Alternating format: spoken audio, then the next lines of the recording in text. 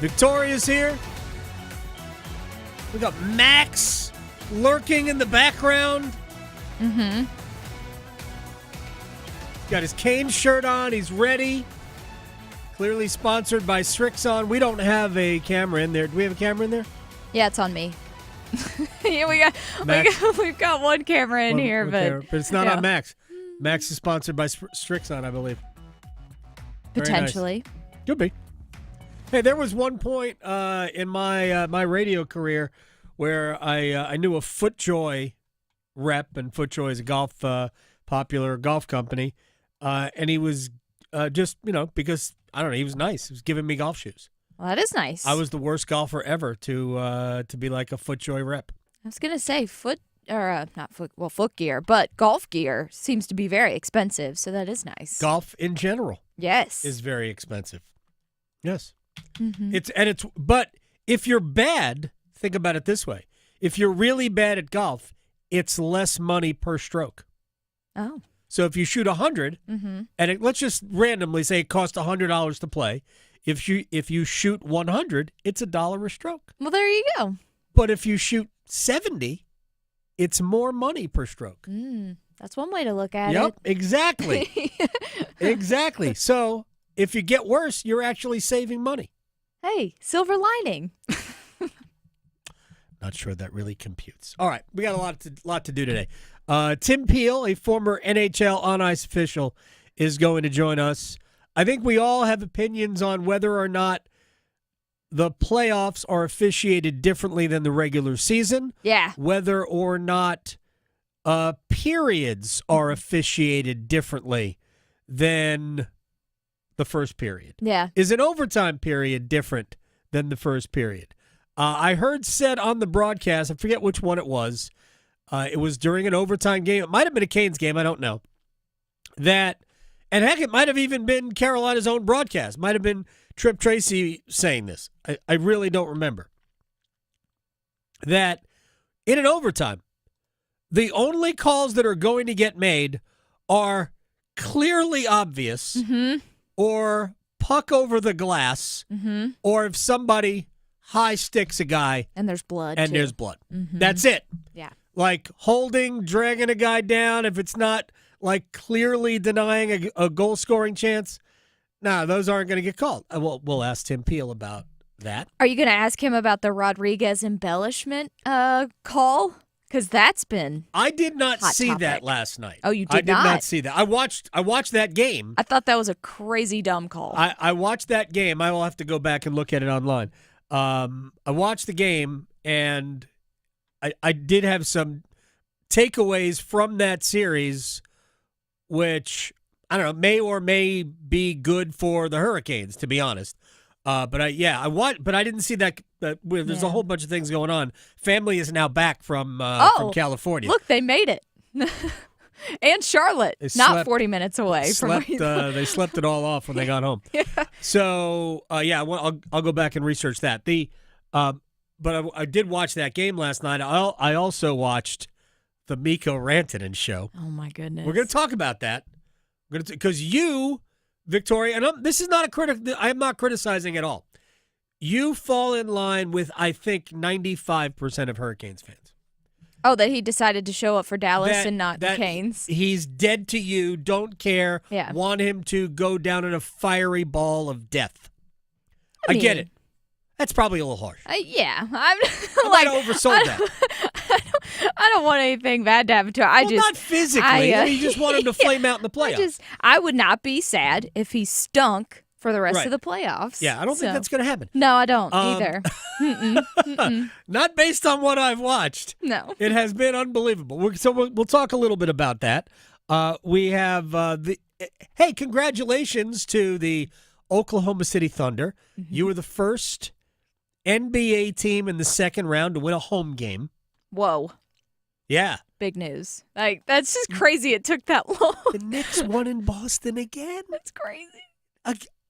Can't believe it. Absolutely can't believe it. Brendan Whitted's texting me during the game. Oh. Right? See, we may talk to him tomorrow. Well, if we do, we have to ask him how his first hockey game was. He was. I think he was at the game, right? Yes. Game 1, the Caps game. So even more reason to talk to him again tomorrow. Yep. But yes, he was very excited about that. But and in the building rooting. I know. He said he even asked me. He texted me and was like, "What should I wear to this?" Because he had never been to one. I'm sure it's not dangerous in Washington. No, you're not going to a Rangers game. You're not going to Philly. Philly, yeah, it's exactly. You're fine. So he's got a ball cap. And even those, that's not that bad. No, it's not like European soccer. Yeah. Okay, where they literally put fences up in between fans. Not in the English Premier League or in the league, but in some European leagues. Yep. Yeah. And actually, that's not even. They do that in like lower divisions, actually. Oh. In English football. Wow. In fact, if you go back and you watch the first season of Welcome to Wrexham, like Wrexham had a rival in the the National League, 5th tier of English football, which has a lot of semi-pro teams in it. They had a rivalry where, there were fights, like really big brawls all the time. Wow! So you could check that out if people are out there want to go see what that's about. I believe it's first season of Welcome to Wrexham. Appreciate you nodding your head and just going. I have no idea, but I know that there's a new season because I feel like like that was what I said at the beginning of May. I think it's season 4. Right, is coming. Yeah, and. For people who care, they did get promoted again. So next year they'll be in the championship, which is the 2nd tier of English football and arguably the 7th best league in the world.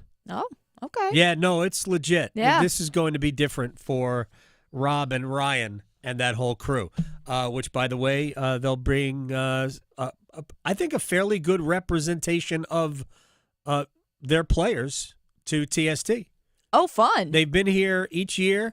They brought one of their goalkeepers was their goalkeeper during TST. I'm like, why are you here? What are we doing here? So they brought a legit pro goalkeeper, but it's a different game. Anyway, we've wasted enough time. Let's go. Let's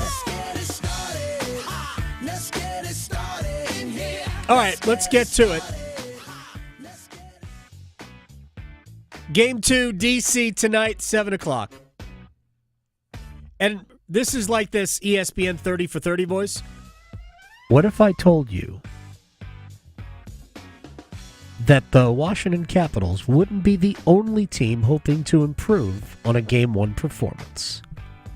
Ooh, and you could do Keith Morrison. Or did they? Exactly. all I've heard over the last 24, 48 hours is how much better Washington was going to be in Game 2 than they were in Game 1. And I understand Washington lost Game 1. Therefore, we get they need to be better. I agree. They do need to be better if they want to win a game. Although, I would point out, middle of the third period, it was 1-0 Washington, which leads me to the next part. Don't we think Carolina needs to be better in Game 2? And that's what I think people have missed. Yes, I think the Hurricanes need to be better in Game 2. I think they will be better in Game 2. Here's another thing. That doesn't mean they're going to win Game 2. No. Hockey and all sports. It's weird, man. Sometimes you can stink but win the big moments and you win. And sometimes you can be great and you lose the big moments and you lose. So it's going to come down to that. It's going to come down to when the money is on the table, do you perform at that point? And I thought in Game 1, even though Carolina was absolutely the better team, if Logan Stankoven hits Logan Thompson in the glove with that shot, maybe Carolina never scores and they don't get anything out of it. You still have to take advantage of enough of your chances. Anyway, or another post, because that was the theme of the night. That's true. They had 4. So, and they kept flashing up that stat. Carolina's hit 12 posts in the playoffs so far. Well, that's 12 prime opportunities to score. Yeah, it is. Although they scored plenty against the Devils. Scoring goals wasn't their problem. Yeah. Keeping Freddie Andersen healthy is their problem. By the way, very good article in The Athletic today. How many times have we said it's hard to believe that the Hurricanes are this big of a betting favorite? And the betting lines, Vegas sets the betting lines based in large part on analytics. Individual game lines based on analytics. And also futures. Why was Carolina among the favorites when we all could watch and we all go, yeah, there's a difference between how good they are, how good they can be, and some of these other teams, including Florida, including Toronto, to be honest. And Toronto sort of proved it against Carolina during the year. But it was a really good breakdown of why Carolina is such a Vegas darling, if you will. And he said it's pretty simple. If you look at Carolina, they were going to be favored, and they were heavy favorites over the Devils. They were going to be favored, and they're a pretty big favorite over Washington. Like a roughly 65% chance of winning the series, according to Vegas. And when you factor in those two things, even if they would not have been the favorite, and they wouldn't be, and they won't be against either Florida or Toronto, the way it's done, the way they put their futures out is Carolina was the most likely team to win round one, the most likely team to win round two, and that all factors into your overall odds. Because if your odds of escaping round one are lower, your overall odds are going to be longer. So the Hurricanes were starting from an advantage in terms of the betting markets. Now, I would point out that it's not always the best way to decide who is the real favorite. It is a fascinating look if you go check it out on The Athletic. But then he gets into the actual team and why Carolina as a team. He said, they're good. They're just good. And he said, this is Dom Luszczyszyn, who's a very good writer, and he does a lot of analytics-based writing, that the difference between the best team and where Carolina is, so the top teams and even the next group, the difference between them, he says, is really pretty small, maybe as small as it's ever been. So there's just not a lot of variance. And while I look at, in my opinion, Florida and Dallas have the two best teams. Toronto is obviously right there with Florida, and they're proving that through two games.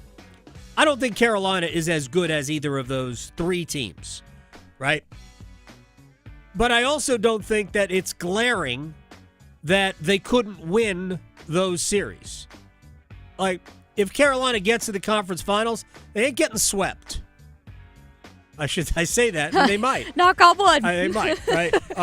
There wasn't that big a difference. There was a difference between the Hurricanes and the Panthers a couple years ago. But we saw overtimes, and we saw a bunch of one-goal games. So, and we know that Carolina could have won the first game. Seth Jarvis, crossbar, empty net, basically, in the first OT. That could have ended right there. Carolina wins game one. You never know what happens. Anyway, long story condensed at this point. Dom points out that, look, the Hurricanes are good. And Frederik Andersen, when available, and he is available, actually gives Carolina, I've been saying, a top 10 goal. He says he ranked 7th among NHL goalies over the last 2 years when healthy. Nice. So, Freddie, this is why Carolina signed him to that contract for next year, is because they know that still, as long as he's healthy, he's got a shot. He's a legit good goalie. And I know everybody's mad at Freddie. Well, that's a bad goal. Blah, blah, blah. I get it. But look around the league. Yeah. Like when I went on, I was a guest, our friend Grant Paulson. I went on with their show. Where do I give Carolina an edge? And I said, I'll start. I don't think it's a big one, but I'll give Carolina the edge in goal. Small one, but I think Frederick Anderson, a little bit better than Logan Thompson. They both had their injury issues in the first round. They're both going to start. I thought Carolina had some other advantages as well, but minimal ones. Even Bobrovsky was having a rough night last night. I mean, the Maple Leafs are 2 for 2. But, yeah. Garden variety Bob isn't good enough for Florida, and I'll explain why I think that could be a real problem going forward. Anyway, just a really fascinating piece if you want to go check it out. If you're not a subscriber to The Athletic, then maybe I'll fill in some of the holes for you. If you don't, actually, it's not that expensive right now. They have deals on it. I think you can get it for like $2 a month. Oh, for The Athletic. Yeah, we love deals. You can absolutely big time. All right, 9th time in 10 playoff seasons that the Hurricanes won Game 1 of a best of 7. They won 8 of the previous 9 series. Can you tell me the only time they won Game 1 of a best of 7 and lost the series, Victoria? Oh, was it against? No. Yes, 2 years ago against the Rangers. I knew it. I'm sorry, 3 years ago, 2022. That's the year that created this false narrative of Hurricanes can't win on the road in the playoffs, because that year they went 0 for 6. Mm-hmm. They lost all 3 road games against Boston, then all 3 road games against New York. The difference is they won Game 7 against Boston at home in the first round. They lost Game 7 to the Rangers in the first round. New York went on to lose in the conference finals because the world is just. All right, now on the road for the Hurricanes, Rod Brindamore doesn't have control over one major thing: how to match his lines and his defense pairings against the other teams, and yet he was still able to engineer a win. Well, I think every coach goes into the game, okay, maybe I'll play this line against that line, but at this stage of the season with the teams that are left, it's probably less of a big deal. You know, everybody's got good players, and there's really no real weaknesses, so I think the matchups become less of a big deal, if that makes sense. So, obviously you have certain guys you'd like to see out there against other guys, but like I said, at this time of year, everyone's got to be able to play. It's not less of a big deal. It is more of a big deal. I appreciate Rod downplaying it, and I promise you he would say it's a big deal. And here's what happened in Game 1. Spencer Carberry, Washington's head coach, tried very hard to keep the Ovechkin line away from the Stahl line. So it's Strome, Ovechkin, and Beauvillier. Tried to keep it away from the Stahl line, and they threw it out there against Jankowski first, sometimes Kokiniemi, but he was trying to avoid the Stahl line. You know what Rod did? Played the Stahl line more. Kind of defeats the purpose. If I'm playing the Stahl line more in the third period, and they're trying to get Ovechkin out there more, that Stahl line keeps coming out there. And Carberry wanted the Dubois, Wilson, McMichael line against the Aho line, which after 2 periods of that, I would have rethought it if I were him, because they never had the puck, ever. 5 shot attempts the entire game. Actually, those 3 forwards had 3 shot attempts the entire game, playing against Aho and company exclusively. And by this, that was a lot of Slavin and Burns with Aho.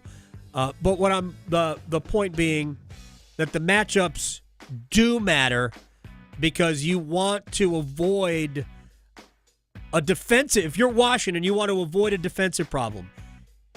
In Raleigh, I promise you, every time the Ovechkin line is on the ice, Rod's going to have the Stahl line out there, right? Or maybe he'll put the Stahl line out on Wilson, but he's going to have it out there. He's going to do that because he understands I want my best defensive players out against their most dangerous offensive players. After Game 1, nobody was dangerous. Maybe it was Alexi Protas. Don't know. One other thing, actually, we're gonna let me move away from the Hurricanes because we've done it for about 15 minutes here. Because I do want to talk about Mikko Rantanen. Because it was obvious watching the game, and I'm not as active on social media during Dallas, Winnipeg, or Florida, Toronto. But it was clear watching the Mikko Rantanen show. Back-to-back hat tricks. Back-to-back natural hat tricks. Not easy. In the playoffs, nonetheless. 8 goals, 14 points in his last 4 games. Okay. Mm-hmm. Game 5, he had a goal and 2 assists. Game 6, a goal and 3 assists. Game 7, hat trick plus an assist. Game 1, all 3 goals. That is a heater. Mm. Now, I know Hurricanes fans are just cannot get over it. I'm not telling you to. I'm not telling you should. I kid you not. I am here for the pettiness. I am here for the anger.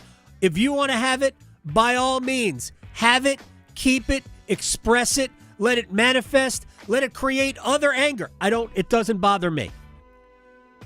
Every time I see Rantanen do what he is doing now, I think the exact same thing. I kid you not. It makes me go, Eric Tulsky knew what he was doing. He knows the absolute difference between the Hurricanes being exactly who they are now, a team that can win the Stanley Cup, and being a team that, oh boy, they can really win the Stanley Cup, is a player like that. There aren't very many of them. He identified one, went out and got it, got him here, and it went the other way. Mm-hmm. But the plan was sound. It was a great plan. So every time I watch Rantanen absolutely take over a period like he has done now twice in a row for the Stars, I just hat tip to Eric Tulsky. You did a good. It didn't work out, but you did a good. They did the best they can on the other side. Somebody asked me on Twitter, would you, if you were the Hurricanes, would you have kept him for the playoff run? I'm like, nope, because that Mikko Rantanen wasn't our Mikko Rantanen. No, he never wanted to be. I pointed this out. The first handful of games, I thought they were unlucky. There could have been a whole lot more points. You go back and watch those, maybe not the first game or the second game, but leading up to Four Nations, if you go watch those games, my gosh, posts, just missing the net, great saves. Between Rantanen and Jackson Blake, I'll bet you there were 18 points left on the table in the last 5 or 6 games before Four Nations. And remember, Rantanen didn't play the last one. I'm not saying it would have made what happened after Four Nations any different. It wouldn't have. But we would have seen production from Rantanen leading into Four Nations. We didn't see production from Mikko Rantanen. And the problem with that, we didn't get any of the production, even though the play was pretty good.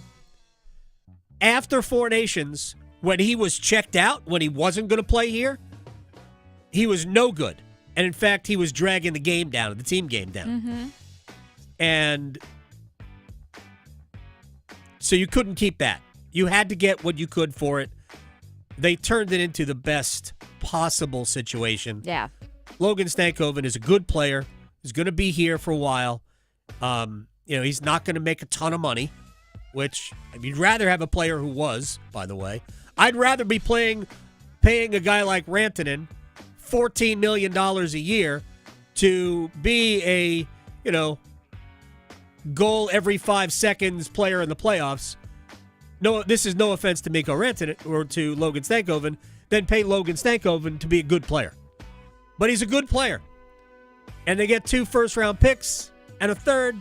Like, the first-round picks probably aren't going to be awesome, but they're assets. They're good assets to have. So Eric Tulsky did the best he could. I'm curious, John Forsland brought this up yesterday, what the new news is. He said that things keep leaking out about Mikko with the deal. So it might be more on the Colorado side than ours. It does appear that the agent, like this was a bluffing situation, right? They really just wanted to get paid by and I don't blame any player, by the way, for wanting to get paid. No. You don't play forever. Get the most money you possibly can. It's the way of the world. Management's trying to get you to go for a cheaper deal when, ownership in general is trying to keep more money for them than give to the players, even though the players are the product. Anyway, it was messier than everybody thought in Colorado too, and it got bad here. Anyway, Rantanen is that guy, and so all I could think of is Eric Tulsky. You knew exactly what you were doing. Do it again. Yeah, because that really is the difference. A player of that ilk is the difference in, like, it doesn't have to give you. You don't have to do what Rantanen's doing now, right? Heck, Max Pacioretty playing for Toronto. Wow, that one. Right? Again, whether that was Tulsky or Don Waddell, they identified Max Pacioretty as somebody who could help them score goals. Mm-hmm. And he did yesterday. Yeah. By the way, it was a great night for ex-Hurricanes. Pacioretty, Domi, Niederreiter, Rantanen. Hayden Fleury had an assist. Right? Yes. What are we doing? Hayden Fleury. Anyway, all right, we got a break. Tim Peel, former NHL on-ice official on the other side. We'll find out regular season versus playoffs. Come on, it's different, right? Talking sports, dropping truth. The Adam Gold Show on the North Carolina Sports Network. Let's go! It's the Stanley Cup playoffs. Aho now to Jarvis. Jarvis, go get the Giants. Let's go, Canes! The Chetkov, stop! It's on the goal line behind him! He does a snow angel in the paint! Go Canes! Playoff hockey in Raleigh is something that you can't describe, and it's because of you. So we want to be here. The Canes' road to the Stanley Cup runs through us. 99.9 The Fan, the Triangle Sports leader. Hey, it's Adam Gold from my friends at FanDuel, America's #1 sports book, and we are in it. NBA Conference Semifinals, and how about that? The home team finally won one. You go, Oklahoma City. You punked Denver like they stole something. Meanwhile, Knicks are 2-0 ahead in Boston. Can the Pacers keep their run going at home to Cleveland, or is it bad to be at home? Anyway, FanDuel is America's #1 sports book, and they will get new customers started with $200 in bonus bets when you place your first $5 bet. You don't even have to win it. New customers, just place it. FanDuel.com/AdamGold. FanDuel.com/AdamGold. Official sports betting partner of the NBA. 21 and over and present in North Carolina. First online real money wager only. $5 first deposit required. Bonuses issued as non-withdrawable bonus bets, which expire 7 days after receipt. Restrictions apply. See terms at sportsbook.fanduel.com. Gambling problem? Call 877-718-5543 or visit morethanagame.nc.gov. What? New scratch-offs are out? That means new chances to become a North Carolina Education Lottery Winners Club member. Yeah, in the Winners Club, I'll reinvent myself. I won't go by just plain Todd. I'll go by Toddrick. I'll get a gold jacket, play my saxophone again. I'll stop and smell the flowers, call my mom more. Ugh, wrap it up, Todd. It's Toddrick. This month's scratch-offs pack over $100 million in total prizes. The Winners Club awaits. Must be 18 to play. Approximate overall odds of winning range from 1-3.35 to 4.58. Problem gambling helpline 877-718-5543. Are you ready for a global summer showdown? Thursday, June 19th at Mercedes-Benz Stadium. Football legends collide at the 2025 FIFA Club World Cup. Inter Miami and FC Porto. Lionel Messi and Jordi Alba taking on Diogo Costa and Rodrigo Mora. Don't miss your chance to be part of history. Grab your tickets now at FIFA.com/tickets.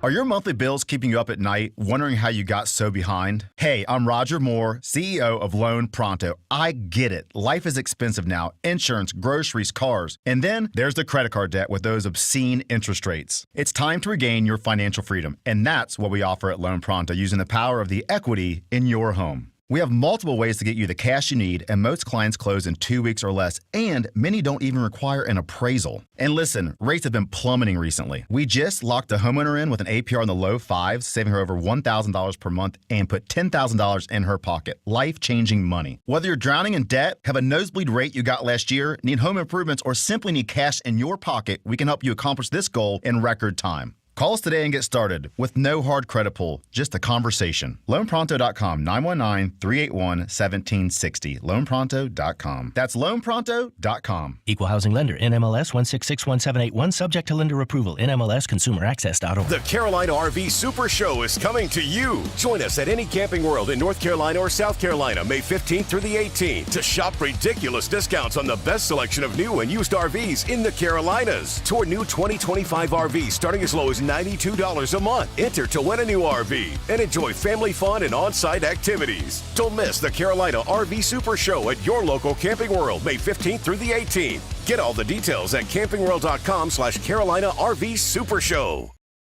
This is Adam Gold. He doesn't have many years to choose from. No, and part of that was COVID. Nobody's picking COVID. COVID was a great year. Yeah. Look, if you invested in Zoom, oh, that was a good year. Yes. You had a good year during COVID. Yep. The Adam Gold Show.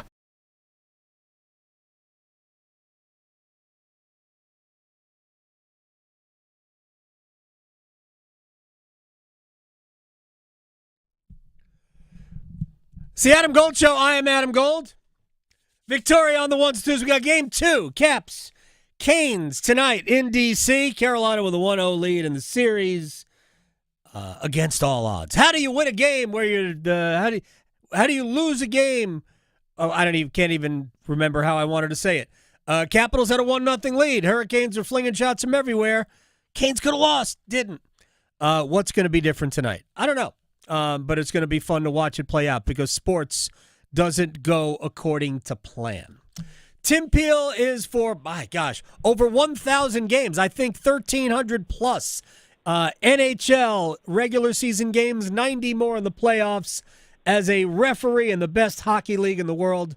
The Stripes and Snipes podcast, and I don't care if it's supposed to be Snipes first. Tim Peel is here, not Jeremy Roenick. He joins us on the Adam Gold Show at Tim C. Peel 20 on Twitter. Sir, how you doing? I'm great, Adam. Thanks for reading that resume because according to Twitter, I am the worst referee that ever officiated in the NHL. So you're good for my ego. You're building me up today because after last night's tweet today, the Twitter trolls are after me, and I guess I was the worst ref ever. I think you're tied with everybody else, Tim. That's just the reality of being a referee in sports. You're going to make somebody mad. Look, I have one broad question to start before we get into specifics, and that is there a difference between refereeing a regular season game and a playoff game? Yeah, there absolutely is. If there's not a difference in the standard, the difference is, and I'll give you an example. Mr. Bettman, the commissioner, we have a conference call the day before the NHL playoffs start. He really emphasizes the fact that he wants the same standard called in the playoffs that is called in the regular season, such as hooks on the hands, scoring chances, things like that. Our guys are graded.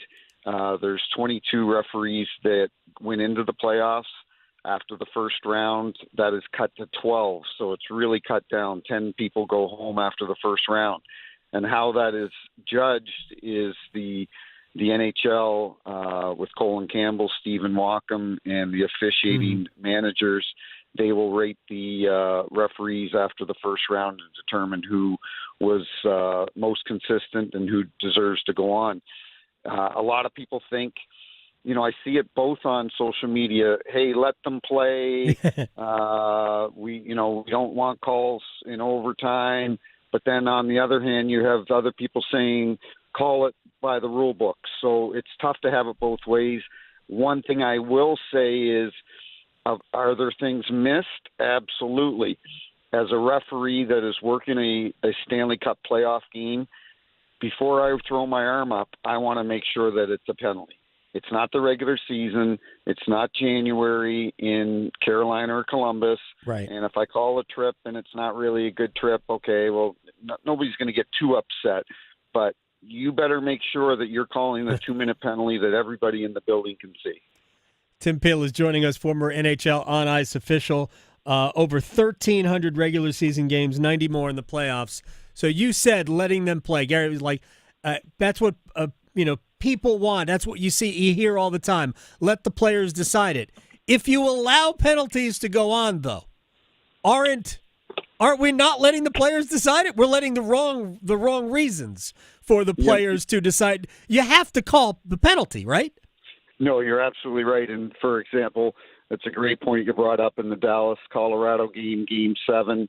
The Colorado player pulled down the Dallas player off the face-off. Jack Drury, brought down Tyler Seguin. He just hog-tied him and threw him to the ice. And Dan O'Rourke, who has worked multiple Stanley Cup finals, I think 6, made that call. And Dan is working in the second round of the playoffs. So that's, to your point. If you don't call stuff, then you are determining or helping determine the outcome of the game. Yeah, so I've never really understood that comment. Like, if it's close, are certain things going to be looked at differently? I think it might have even been Carolina's own broadcast, but as we went into overtime, I think it was the Devils game in maybe Game 5 or wherever it was. Doesn't really matter. The only thing that's going to be called now is a delay of game, puck over glass, or an obvious high stick that draws blood. Everything else is going to be overlooked. Yeah, and no way you could do that.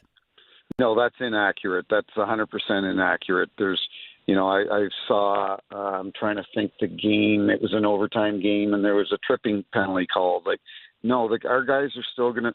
If our guys decide to put the whistle away and let the players decide the game, then Stephen Walken, the director of officiating, will not move that official on to the next round.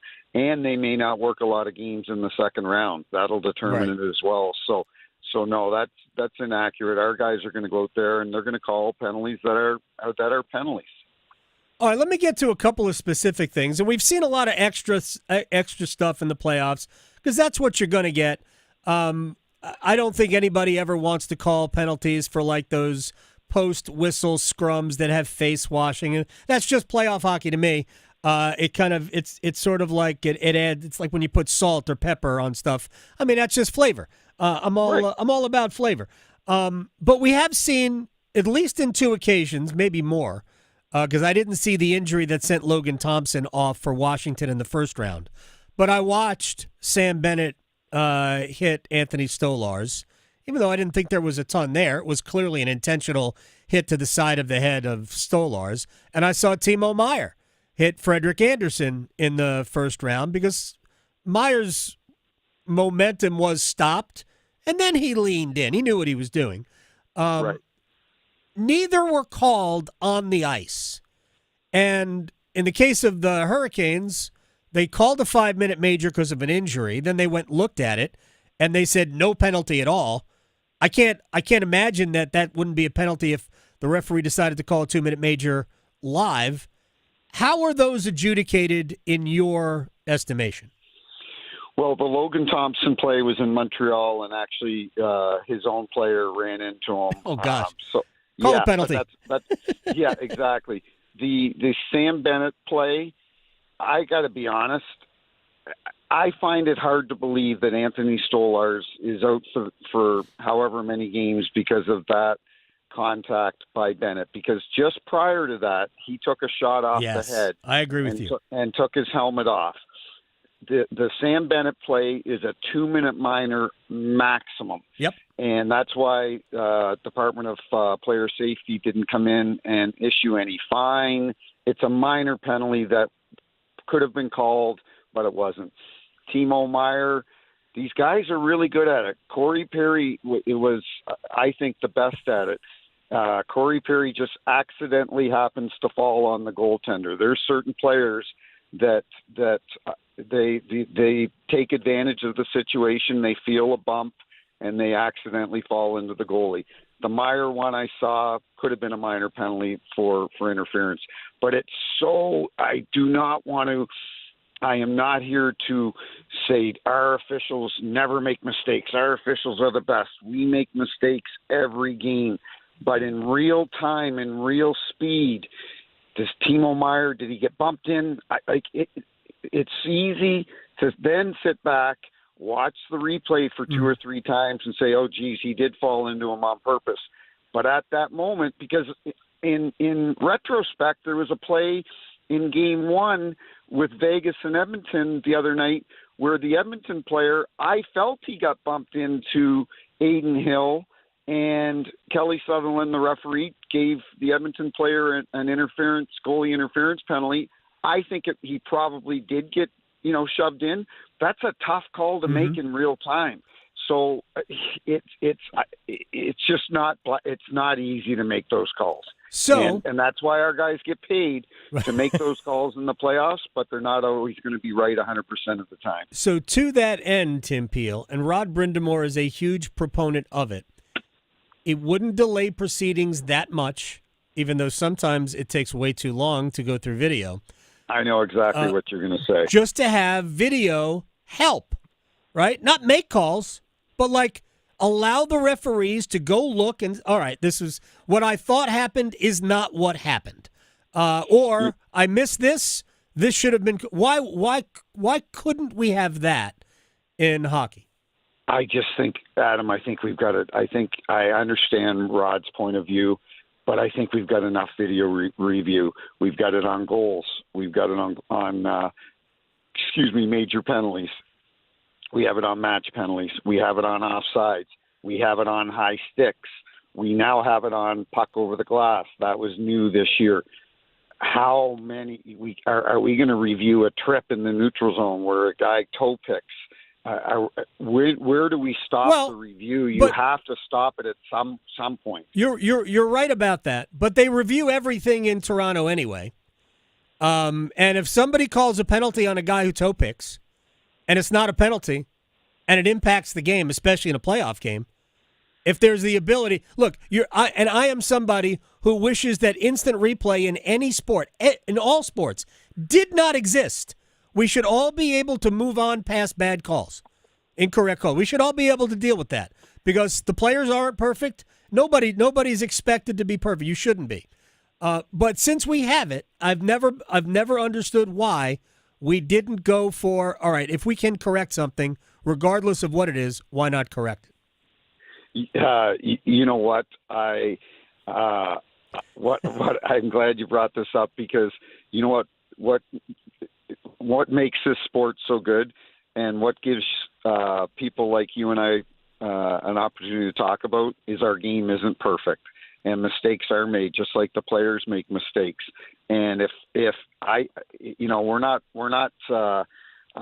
brain surgeons here. We don't have this sterile environment where everything is perfect. I think hockey, because, mistakes are made as they are in all sports with officiating. We see it in the NFL with holds in playoff games or pass interferences that people complain about.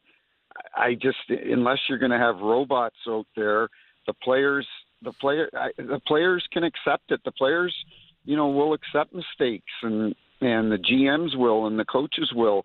And I think we've got enough mechanisms in place where with the double minors, the headshots, the things that can really, really impact a game with 5-minute penalties and goalie interference and things like that, I think we've got enough challenges in place that I think I love it the way it is because it gives us something to talk about. It gives social media, it gives the fans stuff to talk about and complain about the officiating when maybe they want to complain that their team didn't play that well. Well, they can just blame the officials instead. Tim Peel, former NHL on ice official, you just hit the nail on the head. Twitter would not exist if we got all the calls right. Real quick, this is something I've always struggled with. And I don't think we saw it last night. I think we only saw the one penalty, the embellishment penalty to Evan Rodriguez. I've never understood how you could have a penalty and an embellishment at the same time. To me, it's one or the other. If you're going to call the embellishment, then fine, just call that. But I don't believe you should call both. I've never understood that in any way, shape, or form. What do you think on that? Well, I completely disagree because if I hook you, for example, right, and I hook you, and it's clearly a penalty, and you decide to embellish it and do a barrel roll, well, that was unnecessary. You were already getting the Then just send that guy off. Then just send that guy off. No, but you can't because the player that did hook the player did commit a foul to cause that guy to dive. So you can't just say, well, you know what, he hooked him, but I'm only going to call the embellishment. You still have to call the hook. So embellishment is a tough call for officials to make because you're basically calling the player a cheater. Yep. And I remember back in Washington, Montreal, I think it was 2014 when Halak stopped like 60 shots against Washington, and Dan O'Rourke and I were actually working that game, and we called 3 embellishment penalties against Montreal in the Bell Center in Game 6. So you can imagine how those fans were. So, and 2 of them were against Max Lapierre, and the third was against Brian Giunta. So, you know what? It's a tough call to make, but the league's trying to get rid of it. And, you know, we see it in soccer. It's to the point where it's embarrassing in other sports. And I think our guys do a pretty good job of trying to deter it as much as possible. And in soccer, they will give a yellow card for an embellishment. Yeah. And in hockey, if we want to get rid of it, this is why I think we should just call the embellishment. In that case, hey, their screw up is worse than the first one. We're going to call the embellishment because we want to stop that, and then just get back to the business of hooking players, and that would be fine. Tim Peel, well, Adam, you should send your rule idea into Colin Campbell and the NHL and see if they'll bring you into their next meeting. I have many rules to suggest. Tim, I appreciate your time, sir. We'll do it again. Anytime. Good luck to the Canes. Thank you very much. Tim Peel, at Tim C. Peel 20 on Twitter. I believe that. If we want to get rid of embellishment, and I think most of us hate that players dive, exaggerate the reaction to a penalty. And I'm talking specifically to you, Igor Shesterkin. Let's go about the business of getting rid of it by penalizing that more severely. Yeah. If we do that, because if we eliminate that, then the officials can simply call the penalty, the first penalty, and not because it.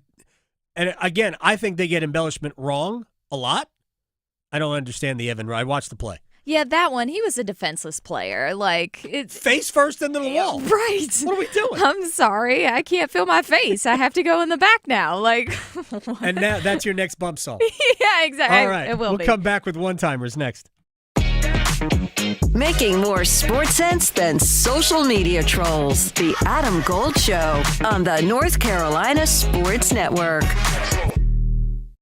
Hey, it's Adam Gold from my friends at FanDuel, America's #1 sportsbook. The NBA Conference semifinals are here, and even though we are without a king, no more monarchy in the NBA playoffs, we are still ready for you. And FanDuel, for new customers, $200 in bonus bets await when you place your first $5 wager. You don't even have to win it. How good is that? FanDuel.com/AGS. FanDuel.com/AGS. The NBA Conference semifinals in full swing. Make every moment more with FanDuel, official sports betting partner of the NBA. 21 and over and present in North Carolina. First online real money wager only. $5 first deposit required. Bonuses issued as non-withdrawable bonus bets, which expire 7 days after receipt. Restrictions apply. See terms at sportsbook.fanduel.com. Gambling problem? Call 877-718-5543 or visit morethanagame.nc.gov. There's no party like an all-star party. The NASCAR All-Star Race roars into North Wilkesboro Speedway. It's back May 16 through 18 for a no-holds Boulevard, old-fashioned mountain showdown. NASCAR's biggest stars going for all the money and bragging rights under the lights at one of racing's most iconic tracks. Metal will bend, dreams will end, and the fun? Well, that doesn't stop all weekend. Kick your May into high gear.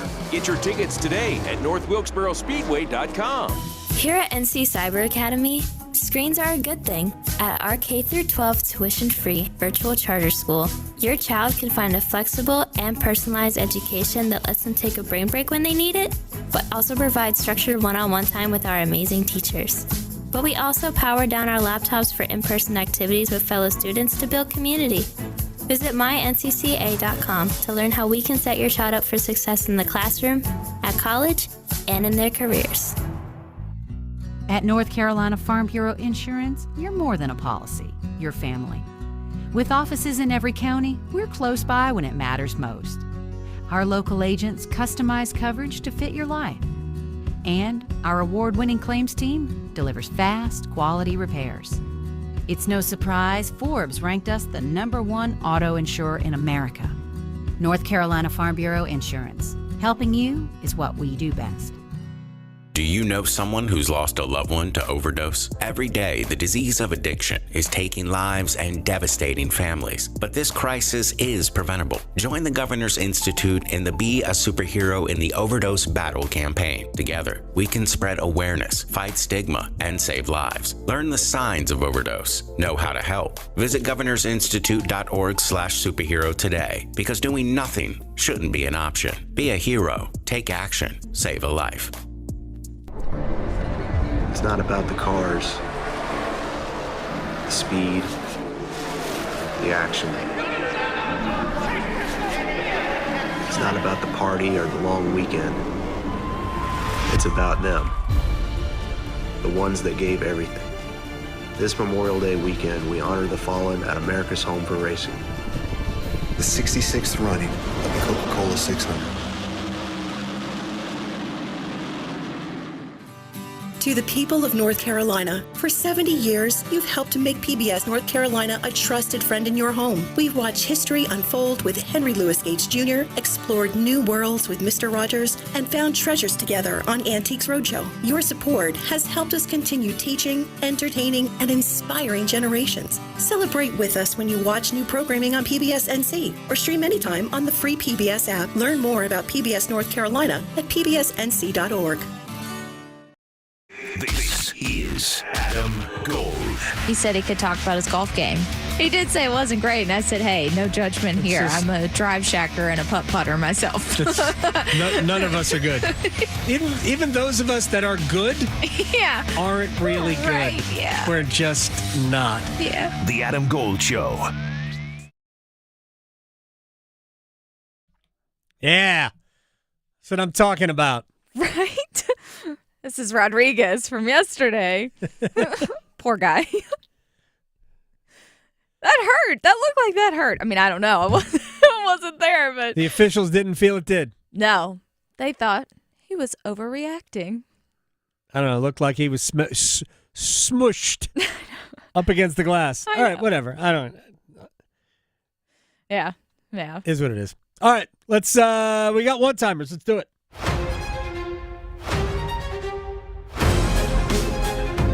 Okay, so looking at our YouTube stream, we do have some participants.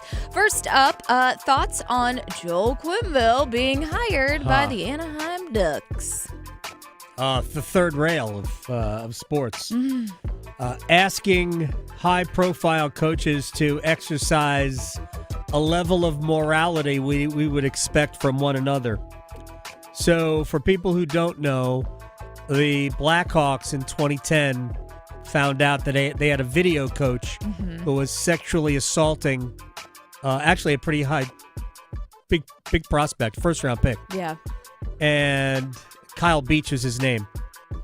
Anyway, not the video coach, the first-round pick.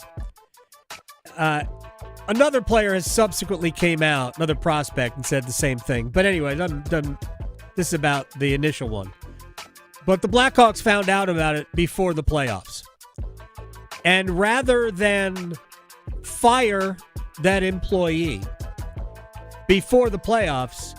They felt the playoffs were too important to deal with that particular issue now, so they decided to put it off until after the playoffs. They won the Stanley Cup. 5 days after winning the Stanley Cup, they told that video coach to resign or be fired. He resigned. That's fair. They handled it correctly after the fact. But if you knew before, well, we don't want to distract ourselves from the mission here to win a cup. And it doesn't even matter. They fired him. They basically fired him, but they selectively did it. And I got zero time for that. Joel Quenneville knew it. So did Stan Bowman. So, no, it bothers me that they're working. Making more sports sense than social media trolls. The Adam Gold Show on the North Carolina Sports Network. Need a spot to cheer on the Canes? Join the Carolina Hurricanes crew at Carolina Ale House's Cary location for away game watch parties. They'll have giveaways, prizes, and more. Yeah, even Stormy will be there. Weather permitting, there'll be a lawn party with a giant TV next to the restaurant. Bring a folding chair and cause chaos. Carolina Ale House is an official partner of the Carolina Hurricanes. Come to Carolina Ale House Cary for away game watch parties throughout the playoffs. Or visit CarolinaAleHouse.com/Canes for more info. Carolina Ale House. Ale, yeah. Hear that? That's the sound of digital instants from the North Carolina Education Lottery. With instant wins, progressive jackpots, and bonus games right from your phone.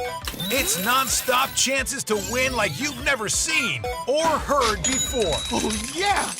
Big money! Visit nclottery.com to get in on the action. Must be 18 to play. See prize and odds charts at nclottery.com/digital-instance for details. Problem gambling helpline 877-718-5543. Tim Donnelly here for Bailey's Fine Jewelry. And this year, fellas, give mom something unforgettable from Bailey's Fine Jewelry or the Fox and Bailey Watch Shop. That's right, watches aren't just for dads. Moms love luxury timepieces too. Fox & Bailey has the finest selection of iconic brands, from Omega to pre-owned Rolex, Blancpain, Glashütte Original. And maybe you know your mom very, very well and watches aren't her thing. That's cool. Bailey's has the largest selection of designer and fine jewelry in the area. Think sparkling diamonds, classic styles, pieces that'll make her eyes light up. They have whatever mom is looking for, and you can be the one to bring it to her. Right now, take advantage of their Mother's Day sale, up to 20% off select items in-store only. That's serious savings on something she'll treasure forever. Visit Bailey's Fine Jewelry or the Fox & Bailey Watch Shop in Raleigh's Village District and show mom how much she means to you. Make your next tailgate more electric when you plug into a new Ford F-150 or Super Duty truck. Not only do they light up the scoreboard with outstanding payload and towing numbers, with available Pro Power on board, you can turn these Ford trucks into mobile generators to give your tailgate party an extra boost of energy. Visit your Carolina Ford dealer or buyfordnow.com for great offers and to learn more about F-150 and Super Duty. See owner's manual for important operating instructions. Progressive knows when you're on your boat, you're already on vacation. And Vacation You forgets all your worries. Vacation You doesn't even keep track of time and knows that time is a meaningless construct designed to control us, man. But Regular You knows you don't want to be too far out in the water after the sun goes down because Vacation You doesn't know how to navigate in the dark yet. Vacation You and Regular You really need to get on the same page. So bundle your boat with your home or auto policy and earn an automatic discount from Progressive. And spend the savings on the both of you. Progressive Casualty Insurance Company affiliates and other insurers. Not available in all states or situations. If you see a student being bullied, be supportive. Ask if they're okay and invite them to join you. You'll be an ally and you can make a friend. Friendship! Visit StopBullyingSpeakUp.com and join Cartoon Network to redraw your world without bullying. Oh, tasty high note. Oh, hi, don't mind me. I'm practicing my new baritone sax. I just heard PayPal's paying for people's stuff every day for 100 days, and there's 10 million up for grabs. All you have to do is use PayPal checkout online. So there's never been a better time to buy a few things off the old wish list. Like this leaf blower. PayPal could pay for your purchase. The Great PayPal Checkout. No purchase necessary ends July 18th. See official rules at paypal.com/thegreatpaypalcheckout/terms. Participating merchants only must use PayPal Checkout online. Coverage of up to $100 and eligible purchases per card. I'm attorney Brian Ritchie. Getting hurt in a car wreck comes with all kinds of stress and frustration. But when you call me, I'll be on top of all of it. So all you need to worry about is getting better. If you've been injured in a car wreck, I'm on top of it. Contact us at ritchielaw.com. Broadcasting live from the Lenovo Studios. WCMC HD1 Holly Springs. 99.9 The Fan. The Triangle Sports Leader. This is the Adam Gold Show. I'm not really expecting anything huge from Belichick. In 2-3 years, could they win the ACC? Could they be in the playoff? That type of stuff. Yeah, I think those are reasonable goals. It's not that, as much as there's an occasional snafu of forgetting to take the knee, it's not like you can just come in. Belichick's old offensive coordinator, Charlie Weiss, right? He took over Notre Dame and declared that there would be a schematic advantage, yes. Yeah, and there wasn't. That's Dan Wetzel from, what was it, Tuesday? I don't remember what day it was. I don't think that was yesterday, was it? Wasn't yesterday. No. Could have been Tuesday. All the days run together. Hi, everyone. It's the Adam Gold Show. I'm Adam Gold. That's Victoria. We're on YouTube.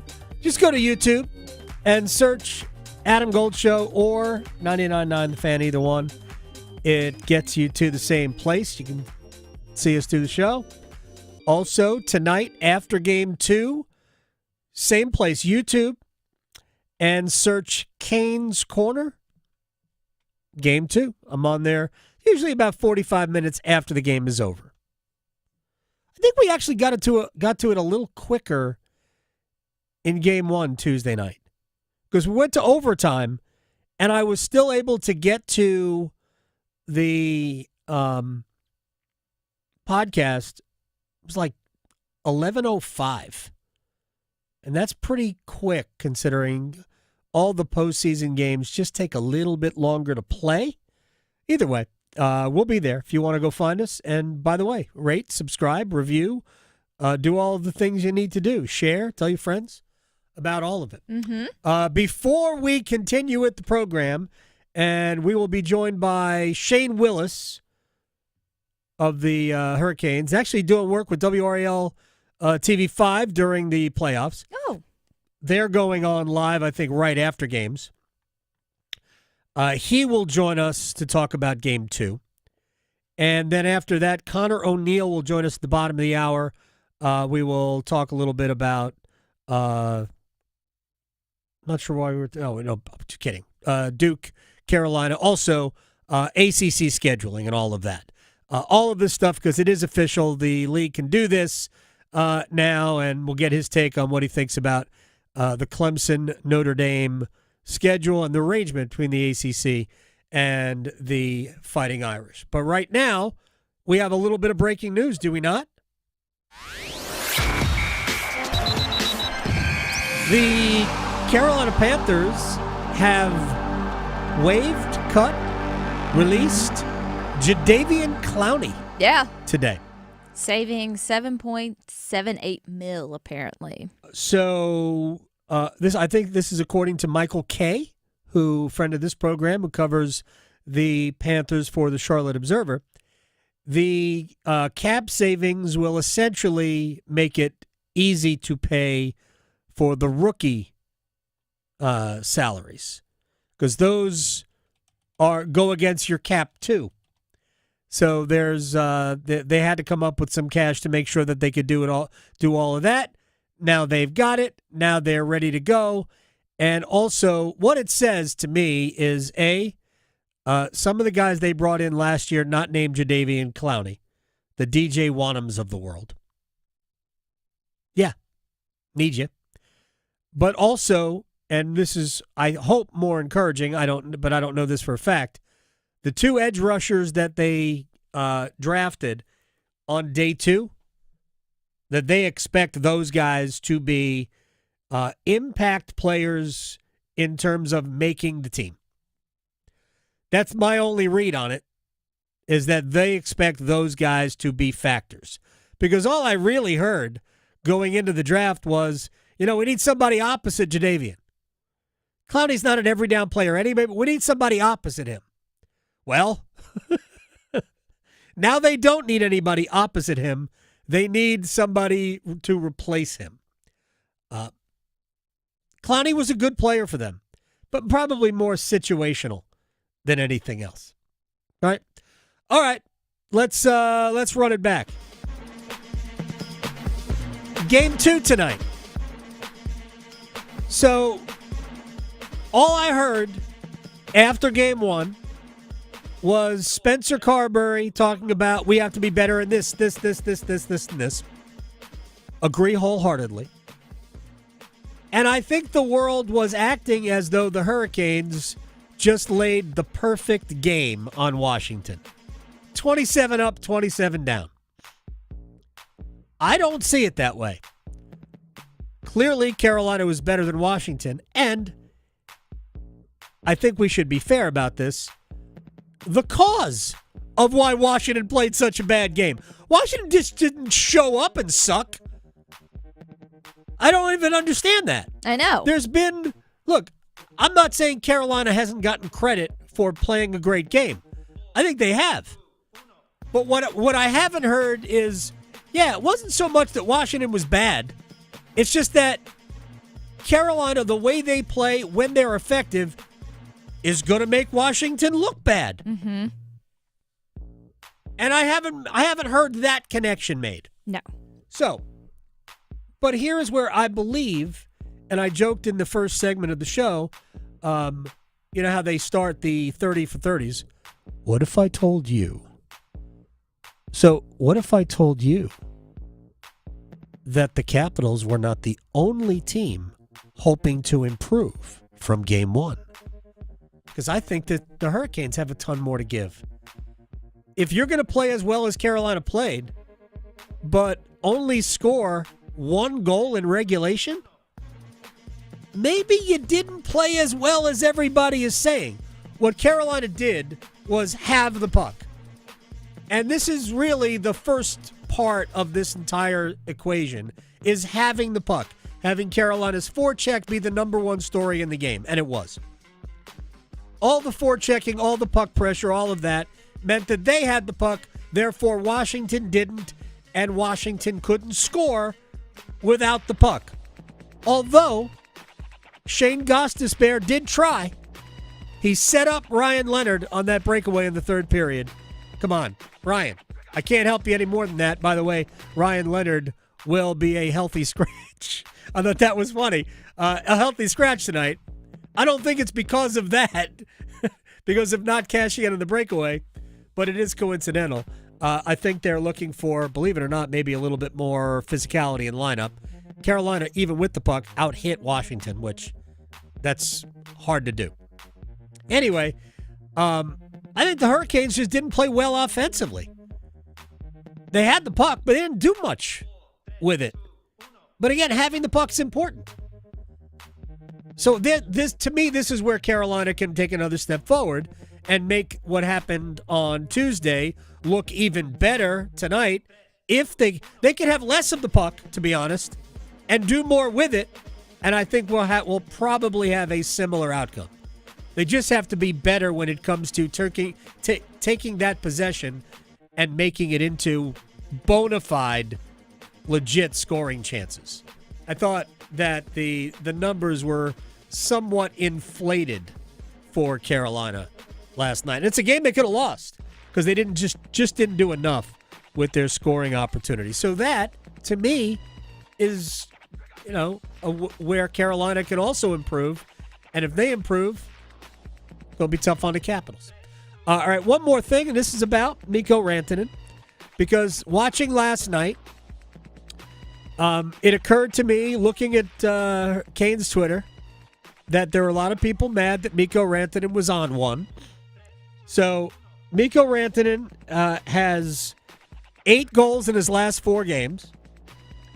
Back-to-back hat tricks, which has been done twice before in NHL history. Jari Kurri did it in 1985. in games 5 and 6 of the Western Conference Finals. And Doug Bentley did it in 1944. So it's been a minute. Every 40 years, like clockwork. Mm-hmm. There we go. Whether they need it or not, It's every due. 40 years, somebody does that. Answer the bell. It's just incredible. Also, he set a record. He's had either a goal or an assist on 12 consecutive goals for Dallas. He had tied the record in the previous game at 9 with Mario Lemieux. Now he holds it to himself. 12 straight goals for Dallas. Rantanen either scored or assisted on. He also has the most 3-goal periods in the same... he's the first player ever with multiple 3-goal periods in the same postseason. Wow. Yeah. I think I can speak for a lot of Canes fans that maybe we're mostly just agitated that he didn't show that Miko when he was with us. It's just frustrating, you know. It is frustrating. That's where the disgust comes into play. Well, we talked about it earlier very quickly on that. He's a baby. I think what Rantanen got here, first of all, you're talking about somebody who didn't want to be traded. No. Got traded, thought he was going to play his whole career in Denver. Got traded, had to deal with that. Then, after the first couple of games of getting acclimated, I mean, his next, I think, 6 games, I thought he and Jackson Blake specifically, I thought they combined on a lot of great opportunities that should have been goals that weren't goals. Mm-hmm. Bad luck, good goaltending, whatever, just couldn't really buy one. And then we hit the Four Nations break, and that's when the decision was made that he wasn't going to continue here. And Rantanen, and this is the part where I think Hurricanes fans have every right to be mad. The unprofessionalism to play the way he played coming out of the break. When in his mind, the decision was made, I'm not staying here. That was the problem. Because what they saw was not what we saw the last 4 games. We didn't see that. We didn't see that Mikko Rantanen. We saw the Mikko Rantanen that was just skating around. And that is that really is bad. But human beings will do human being type of things. We will take a break. We'll come back. Shane Willis with the Hurricanes. Also, WRAL.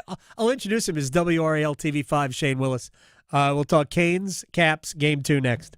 Questioning goalie interference calls since day one. The Adam Gold Show on the North Carolina Sports Network. It's Hockey Night in Carolina Playoff Edition. It's Game 2 with Washington. Logan Stankoven buries it, and the Canes have tied this at 1. Storm Watch with Adam Gold at 6. Puck Drop at 7. Jacob Slavin lets it go from the point, and Carolina has taken game number 1 here in Washington. On your exclusive home for the Carolina Hurricanes, 99.9 The Fan.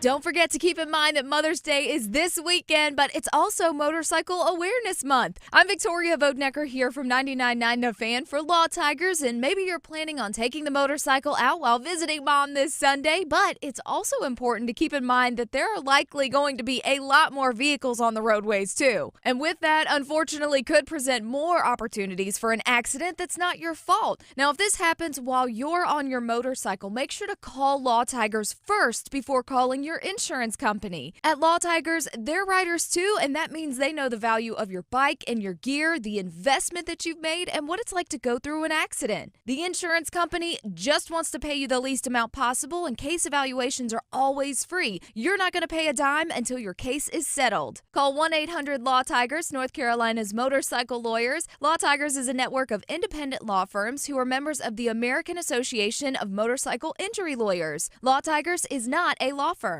It's bow time. Yep, it's eating time again. Now you could unload groceries, chop, dice, mince, preheat, heat, slap around the smoke detector, and then celebrate with a big old pile of dishes. But if you're tired of cooking, or tired of sort of cooking, it's time to feed the whole family with Bojangles Fried Chicken Family Meal.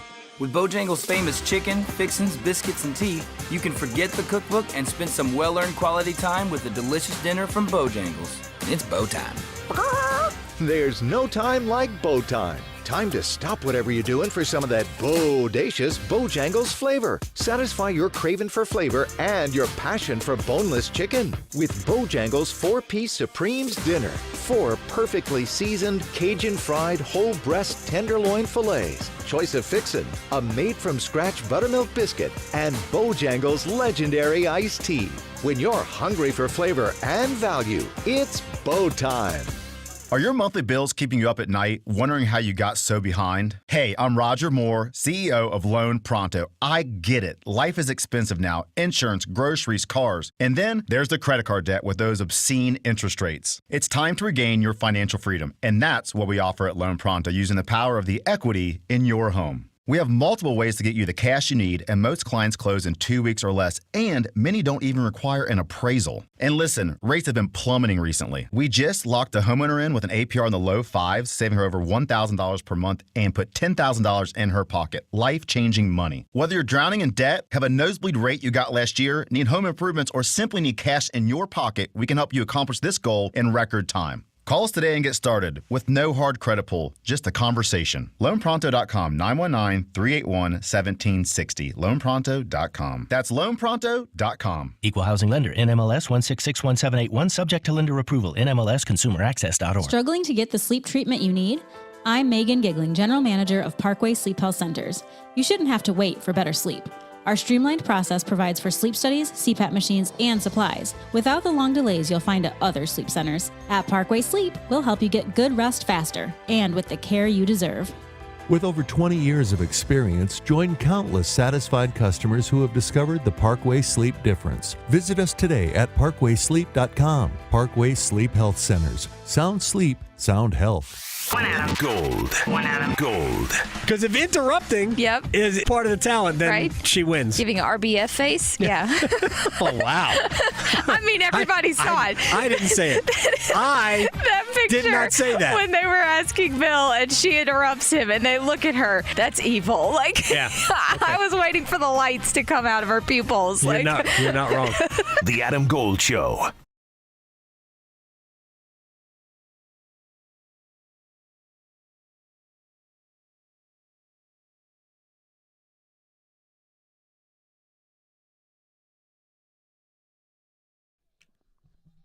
It's the Adam Gold Show. I am Adam Gold. Victoria is on the 1s and 2s.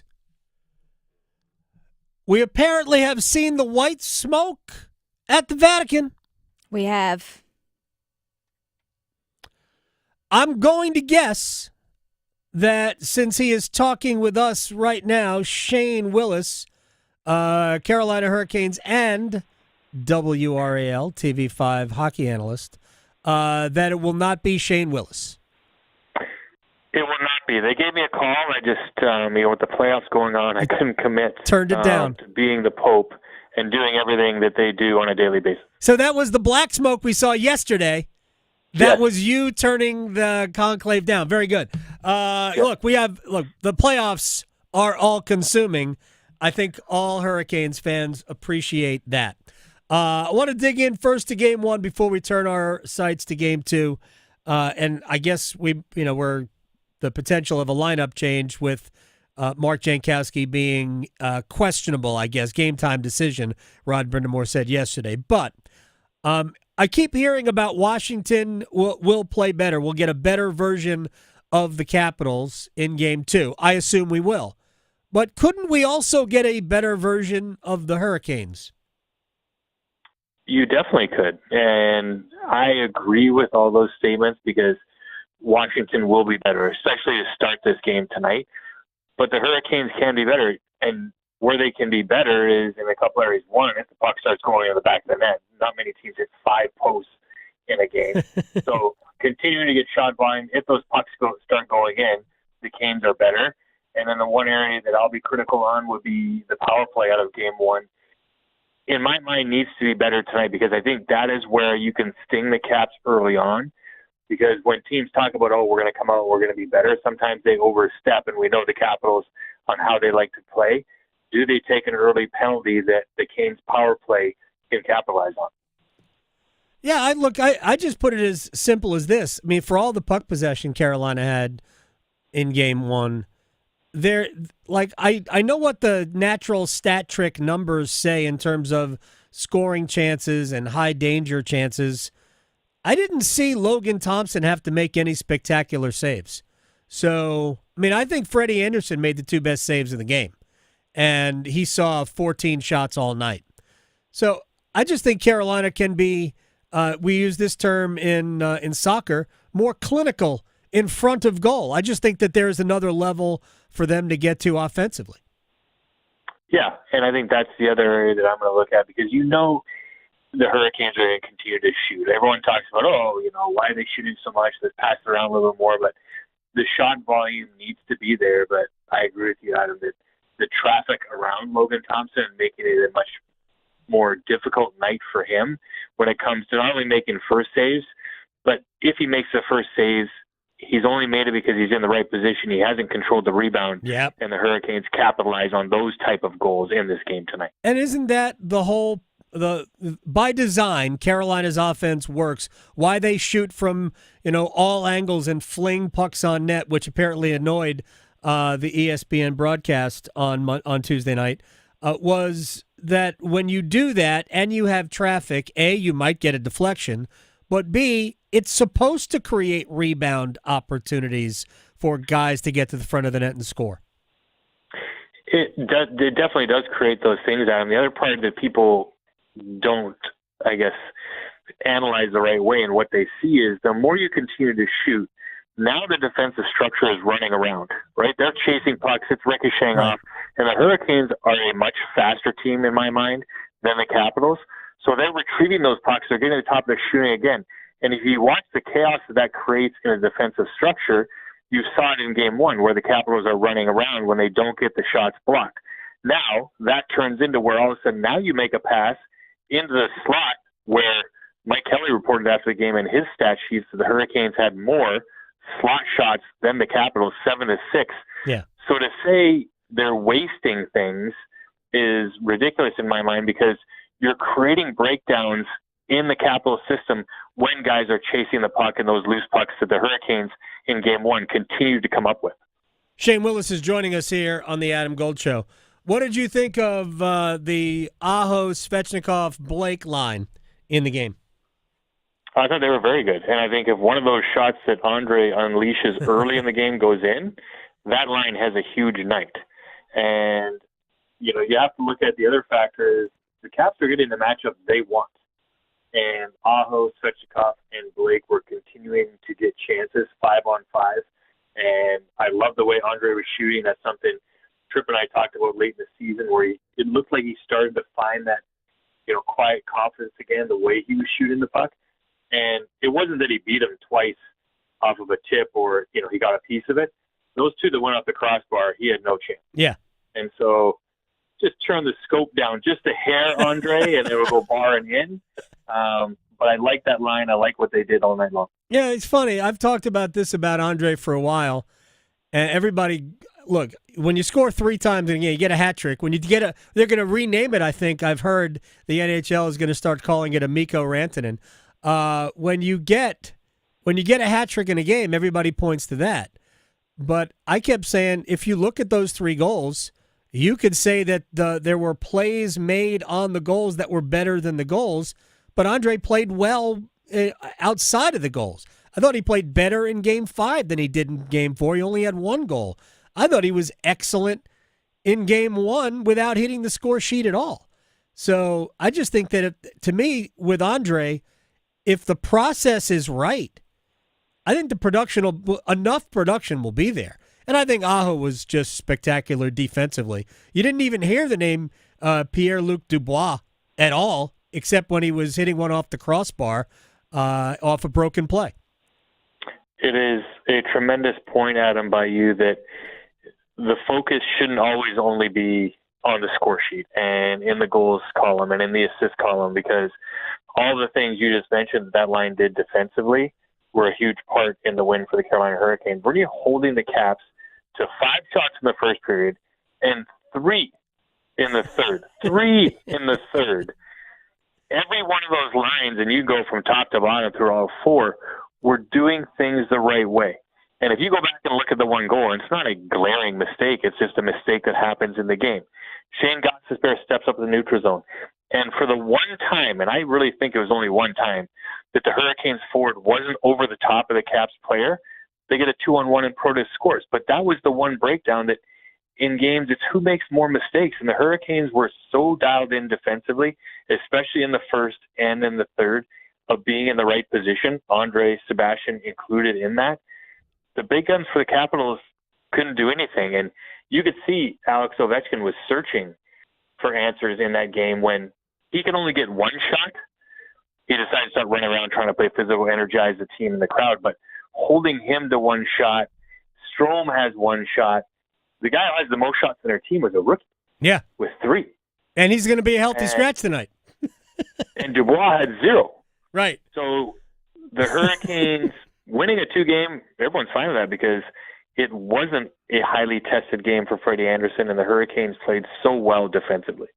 Yeah, and look, what was your view of the goal that Anderson allowed? Was that one he should have had? Because I kind of thought it was just a great shot. Phenomenal shot.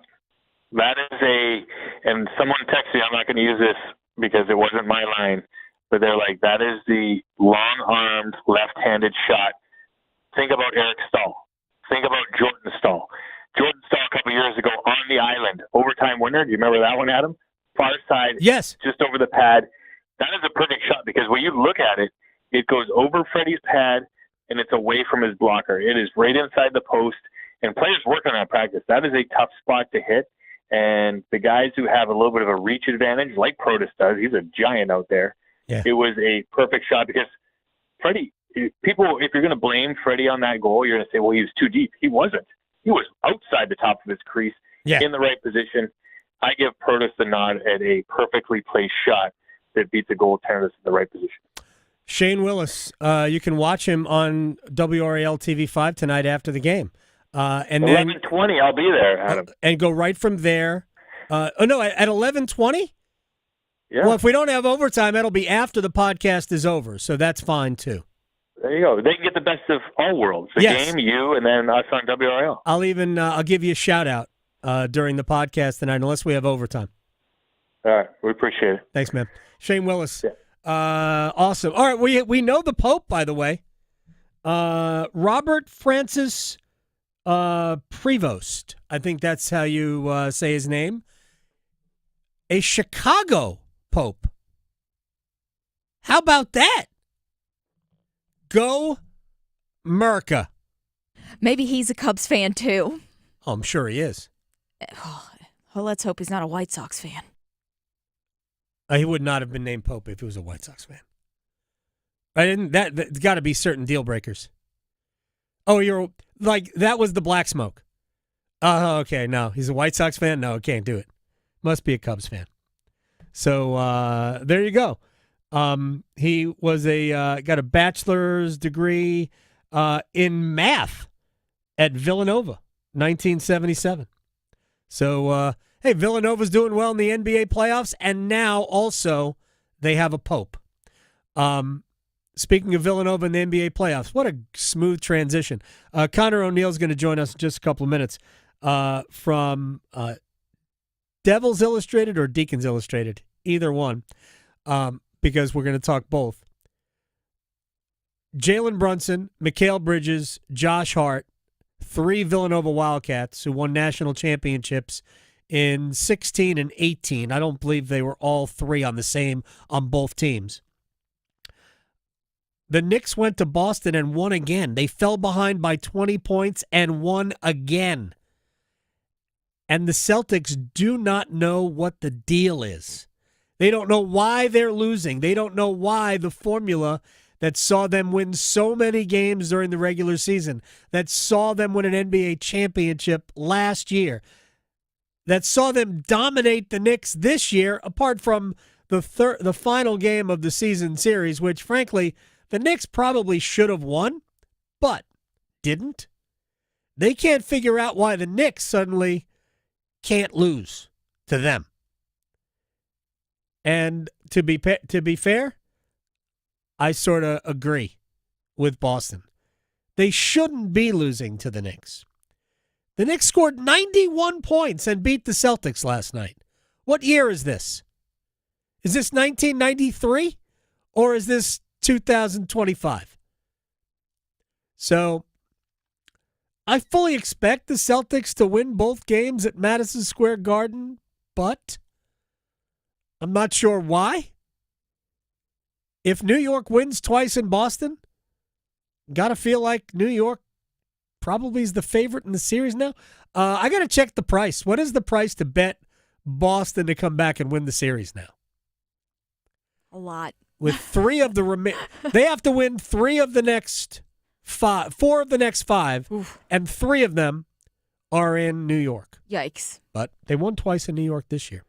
All right, time to bring in our friend, show friend, my friend, Conor O'Neill at Conor O'Neill _DI, Deacons Illustrated, Devils Illustrated. Before we start here, I will point this out because it was pointed out to me that the Tar Heels got a commitment from another linebacker today, formerly of Oklahoma State, and I believe they have a top 10 football portal class, top 10 national. So I think that's according to Rivals. That's pretty good. Before we get into the Devils and the Deeks in terms of basketball rosters, Conor O'Neill, you have any thoughts on what Bill Belichick might be accomplishing over there that doesn't have to do with Jordan Hudson? I was going to say we're actually going to have a conversation about North Carolina football that doesn't involve Jordan. Yeah, I have no interest in that. I'll plead ignorance on this a little bit. I don't know much of their roster because every headline is I don't either. Jordan Hudson. Yeah. I don't know anything. I just saw the a ranking in the top 10. Were you somebody, because this is a broad conversation, were you somebody who thought that Bill could work, or were you a skeptic because no college experience, isn't going to be here very long? Which, by the way, I think all of those criticisms are valid. Yeah, I've been skeptical. From the first headline, I thought that there was just a leverage play to get an NFL team to bite on him. Like, I was in disbelief that it was even going to happen until they're sitting there in the blue zone, or I think it's called, and introducing him. I mean, and there's part of me that's still now going back and looking at the buyout information. I think, doesn't it drop from $10 million to $1 million on June 1? Yes. Yeah, we are almost there. There's a sliver of me that's looking at that and thinking, man, what if he just decides this isn't worth it and hands it over to his son? Or to Jordan. Yeah. Well, which one? I mean, Michael could come back and coach football at this point. Like, he has as much college football coaching experience as Bill, doesn't he? Yes. No, but didn't. Yeah, I guess. Was Bill ever an assistant at Navy, or was it all in? I did read that Belichick was going to be on Lou Holtz's staff at NC State. Oh, okay. That's news to me. I thought all the college football ties were through his dad and were his dad's. Oh, no, you might be right, but that something got in the way of Belichick taking a job at NC State, that it was going to be hired by NC State. But I thought was also Joe Montana was going to come here to play basketball, but he ended up going to Notre Dame to play football. I've been told that is a true story. All right, now to the stuff that I actually texted you about. Let me just start with the rosters for both Duke and Wake Forest. You can start either way, whichever place you care about. You care about both, but wherever you want to start. Talk to me about where those rosters sit as we are, still months away from everything. Well, I'll start with Wake because theirs is pretty much finalized. They've brought in 5 guys from the portal, names that aren't going to jump off the page as top 10 portal ads. They're not paying right, $3 to $4 million for any of these guys, but Wake needed to retool its roster. They're losing Hunter Salas, Efton Reed, and Cameron Hildreth, 3 seniors that played a ton of minutes the last couple seasons. Cam Hildreth for 4 years. So Wake went out and got a point guard from Washington State, Nate Calmese. They got a guard from Washington. There's a lot of ties between Winston-Salem and the Pacific Northwest, between Jake Dickert and bringing that staff and those connections, and then where Wake is getting a couple of their basketball transfers from. And then you have the Ole Miss football game being canceled and Wake Forest replacing it with a trip to Oregon State next season. Mm-hmm. It is some wild tie-ins, but look, Wake has done a really good job, I think, finding guys that I don't think they were going to go out and find somebody as talented as Hunter Salas to replace Hunter Salas. Right. I think they did the best under a budget that they could do. I think the best addition is the center they brought in from Valparaiso, Cooper Schweiger. Should be able to give them, 30 to 32 minutes a night at the center position. That's also the one hole in the roster is they don't really have a backup center. So they went into the portal knowing that they have a lot of guys that can play the 4, and they're going to have to figure out a way to piecemeal together the minutes behind Cooper Schweiger because no center is playing 40 minutes a night. Whether that means, Trayvon Spillers filled in there last year. He's capable of doing that again. I think bringing back Juke Harris was a really important start to the offseason for Wake. He's a promising sophomore now, and they've got some other guys. It's going to be interesting. I've been critical of Steve and the way his teams have come together. I think they need to have more depth. Mm-hmm. And on paper, on May, whatever it is, I think May 8th? Yes. Or May 7th? At least right now, it looks like they have depth. Now, 6 months from now, I don't know if they're actually going to have depth. One thing you said to me would make me worry if I were a Wake Forest fan. They don't have, the money to throw at players out of the portal. That is the way of the world. It is free agency in college sports. That's what that is. And the schools with the most resources are going to get the best players. So I do wonder if, down the road we're not seeing other problems because you're not able to build a roster as good. They haven't made the NCAA. I mean, they made the NCAA tournament under Forbes or no? Once? They have not. It's just been once in the last 15 years, and that was the John Collins season in Danny Manning's 3rd year. Oy, that's a long time ago. Yeah. Conor O'Neill, Devils Illustrated now. One player that we know of out of the portal, but he's in the NBA draft pool right now, and he may stay in, may come back to Duke. But like the high-profile returnees are great, and they've got a lot of them. They've got great recruits coming in, but it's not the deep roster right now that it was a year ago. What are you hearing? I'm hearing it all kind of hinges on what Cedric Howard decides to do. He's a guy that you look at, and we have the quote from John Shire at the end of the season where he said, Sion Jameses don't grow on trees. Right. And that's obvious. There'd be some pretty big trees to churn those guys out.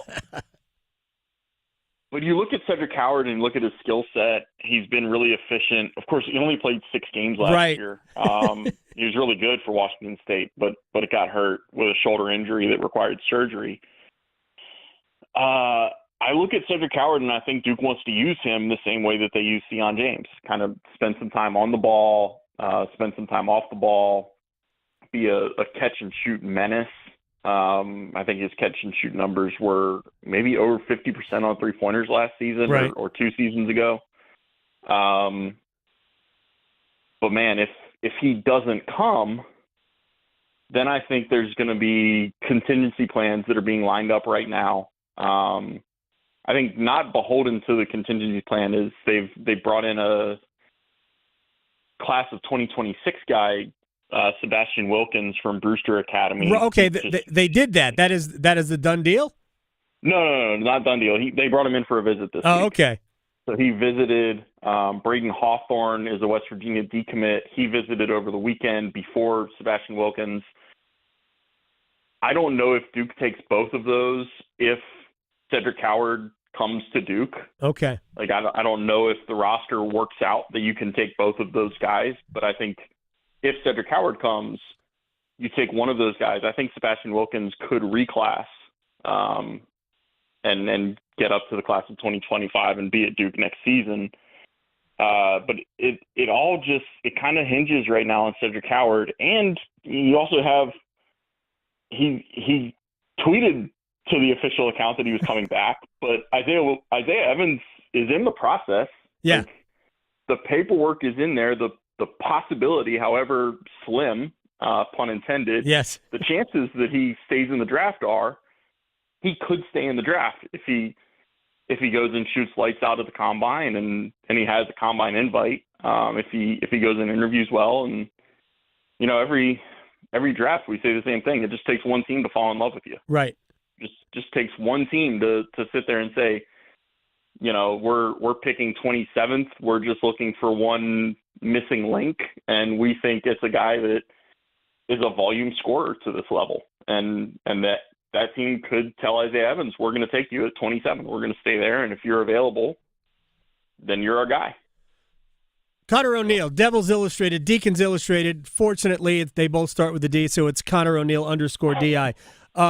Final thing, and I guess the ACC agreed to do it yesterday, but conference schedules are going from 20 to 18, which unfortunately means we're only going to have one home and home. That'll be Carolina Duke.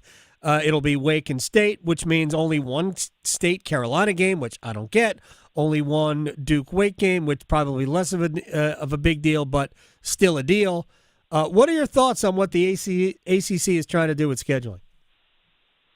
I think it can benefit the league only if teams take those extra two non-conference games that they get to schedule now and schedule aggressively. Don't give yourself two more games against, all due respect, but, USC Upstate and whoever else, Gardner Webb or whatever. Right.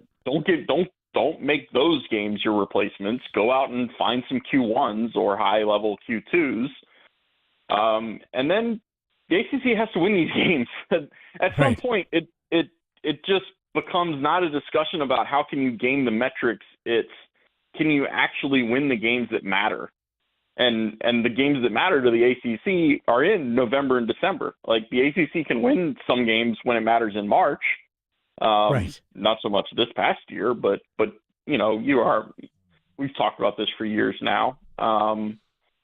But yeah, you have to actually go and win those games. You can't just sit here and say, well, our league gets better as the year goes on. We have so many different styles and right. Like that. That's all well and good, but that's all PR. Like, we have to get to results of this, and the results have to be good for the ACC and the non-conference. I think the scheduling model is dumb, that we have to play everybody in the league. We don't do it in football. We don't do it in baseball. I don't understand why. Oh, it's basketball. We must play everybody once in basketball. I don't think we have to. Yeah. I want to see make your schedule for TV, make your schedule for fans. Maybe that's the same, but make a more attractive, enticing conference basketball schedule. And who cares about equity? And who cares that Wake and Cal will play? Nobody cares. Nobody's buying a ticket at Cal to see Wake, and nobody's buying a ticket at Wake to see Cal. I mean, I get it. Why Cal wants Duke to come out there every other year. I get that. Just like the Notre Dame football thing. Wake wants Notre Dame to come to their stadium, every few years. I frankly don't think it matters to the league as a whole, but it certainly matters to Wake. So I totally understand that. And it matters that you carve out time for us, Conor. I appreciate your time.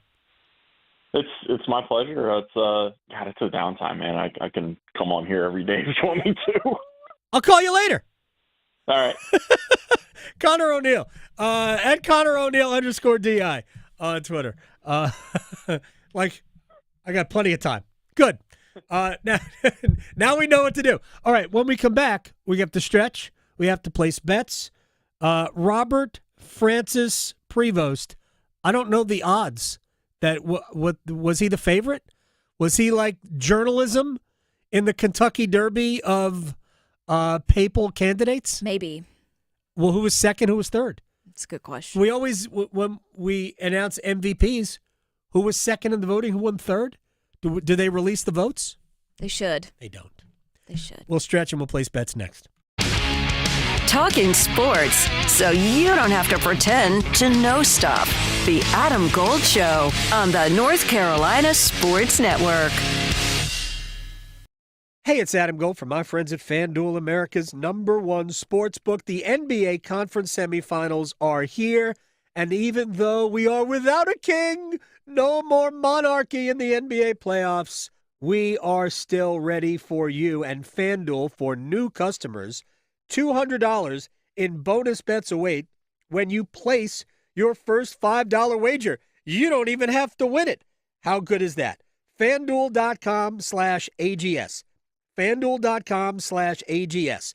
The NBA Conference semifinals in full swing. Make every moment more with FanDuel, official sports betting partner of the NBA. 21 and over and present in North Carolina. First online real money wager only. $5 first deposit required. Bonuses issued as non-withdrawable bonus bets, which expire 7 days after receipt. Restrictions apply. See terms at sportsbook.fanduel.com. Gambling problem? Call 877-718-5543 or visit morethanagame.nc.gov. It's not about the cars, the speed, the action. It's not about the party or the long weekend. It's about them. The ones that gave everything. This Memorial Day weekend, we honor the fallen at America's Home for Racing. The 66th running of the Coca-Cola 600.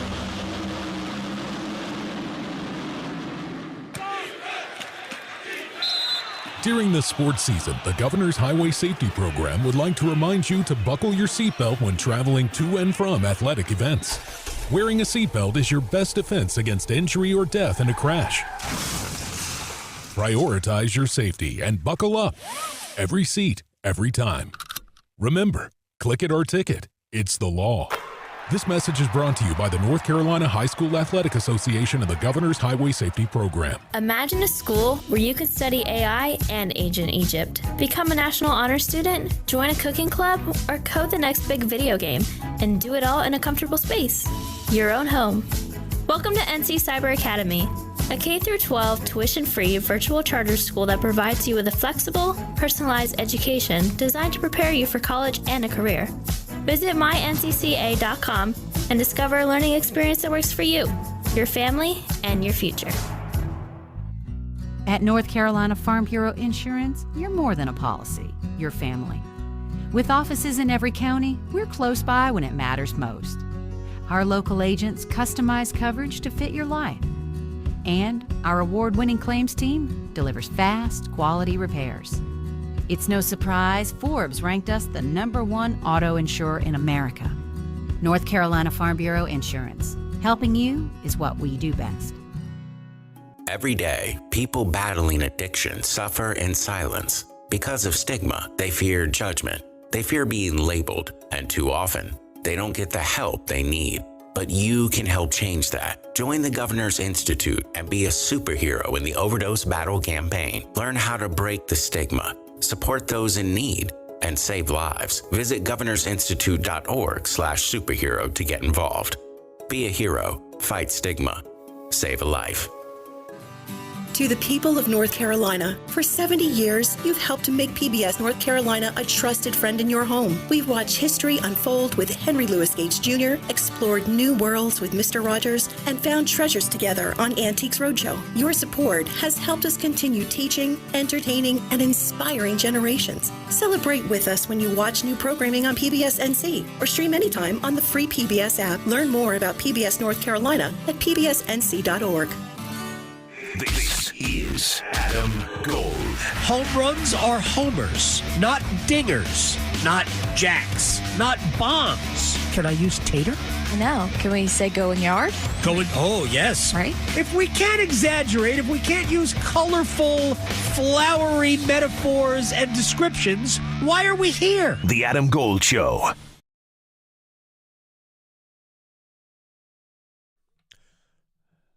It's the Adam Gold Show. I am Adam Gold.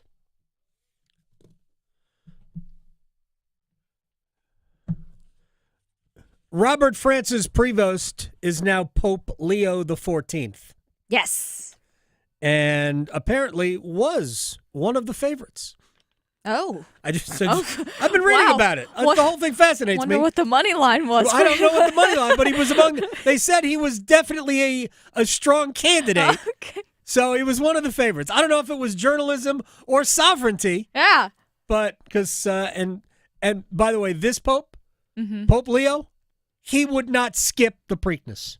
No. Just say it there, right there. Mm-hmm. Pope Leo does not back down from a challenge. Right? I have no idea. Mint julep and all, even though that's just the Derby, right? Does the no. Preakness have their own drink? Yes, the Black-Eyed Susan. Oh. Which, having had a mint julep, gross, right. beyond gross, a Black-Eyed Susan is delicious. Oh, okay. So that's the difference. Oh, yeah. I don't think Absolutely. I've ever had that. I mean, I have the flowers, the plant in my yard, but Black-Eyed Susan. Okay, I don't think it tastes like that. If it does, you're gonna have a lot of people in your yard. Right. I would. There's a lot of yard too. There you go. Yeah, exactly. I'm feeling you. Let's stretch. Okay, well, speaking of yard, not going yard, but baseball related. Remember back in the day, not that long ago, it was earlier this week, the 20-year-old that fell 21 feet at the Pirates game? The Cubbies were also playing that game. That was April 30th. Well, there have been recent reports on how well this 20-year-old is doing. I emphasize 20 because that is in the story as well. So he supposedly suffered, no surprise here, a broken neck, clavicle, and back from falling 21 feet. They're trying to say that he was celebrating an RBI at the bottom of the seventh. It was the third out when he fell at the third out. I know. All I was watching was the players running off the field, ignoring the thud behind them. Well, and I'm wondering if this article that I'm reading is a little suspicious because they are saying, a Pirate spokesperson is trying to say that he showed no signs of being intoxicated. I'm like, sorry, buddy. I don't know if a sober person would be trying to jump over a 21-foot drop. But he was with a couple of other people who they looked at their receipts, and there were 4 beers from said friend that he was with. So they're trying to say he only had 2, but still, again, he's 20. Yeah.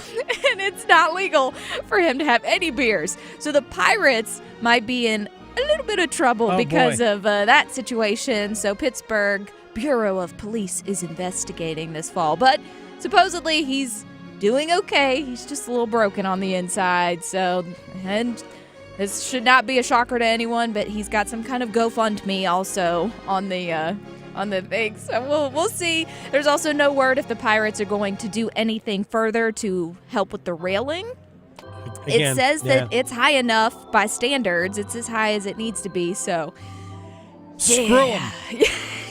We did our part. Those guys, the totally sober 20-year-old that was shirtless and decided to jump up. We sold an underage guy a beer. Yep. And we're up to code. We're good. Who cares? We're good on our end, so yeah, who knows? But you know did what? they offer to give him season tickets like the kid? I know. That should be the had torture. The baseball card? That should be the punishment. That should be your punishment, sir. You get season tickets to watch the Pirates play for a while. So I don't know.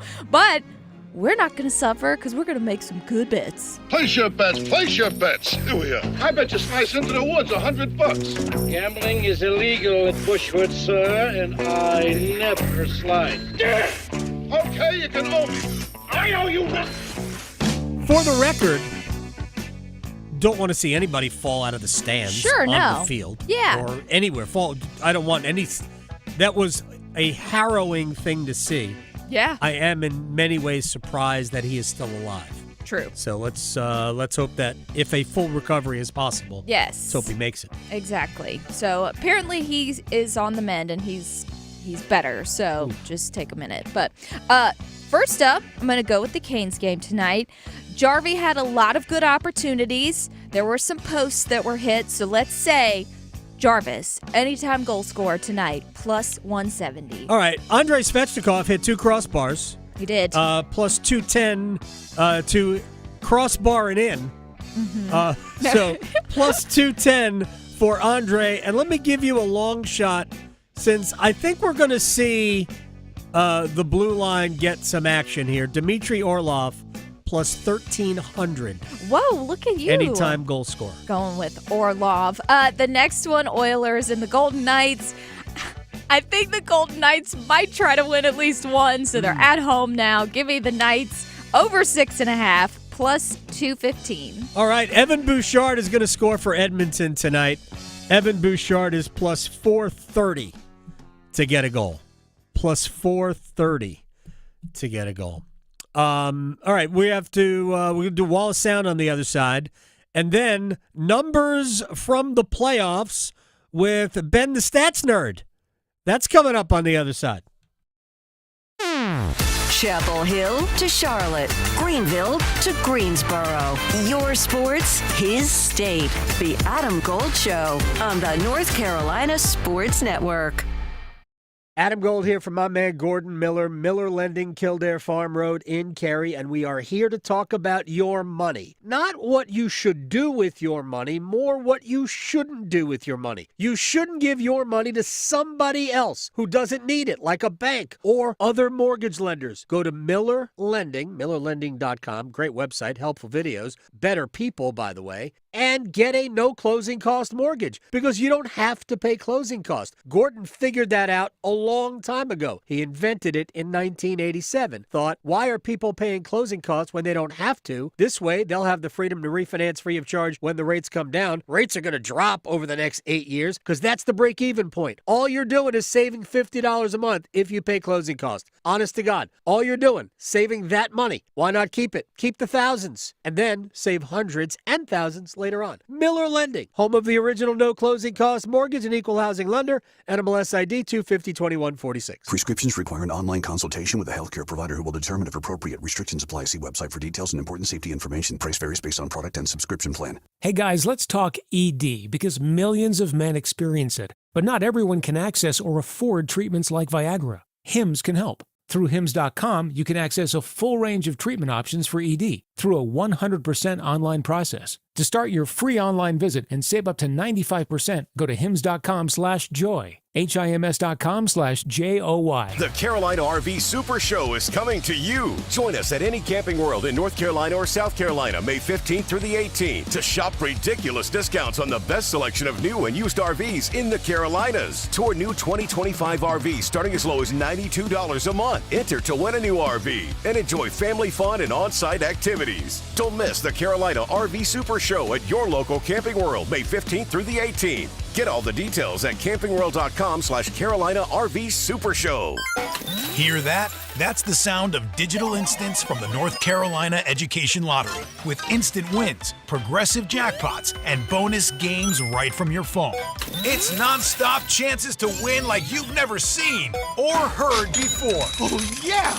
Big money! Visit nclottery.com to get in on the action. Must be 18 to play. See prize and odds charts at nclottery.com/digital-instants for details. Problem gambling helpline 877-718-5543. Progressive knows when you're on your boat, you're already on vacation. And Vacation You forgets all your worries. Vacation You doesn't even keep track of time and knows that time is a meaningless construct designed to control us, man. But Regular You knows you don't want to be too far out in the water after the sun goes down because Vacation You doesn't know how to navigate in the dark yet.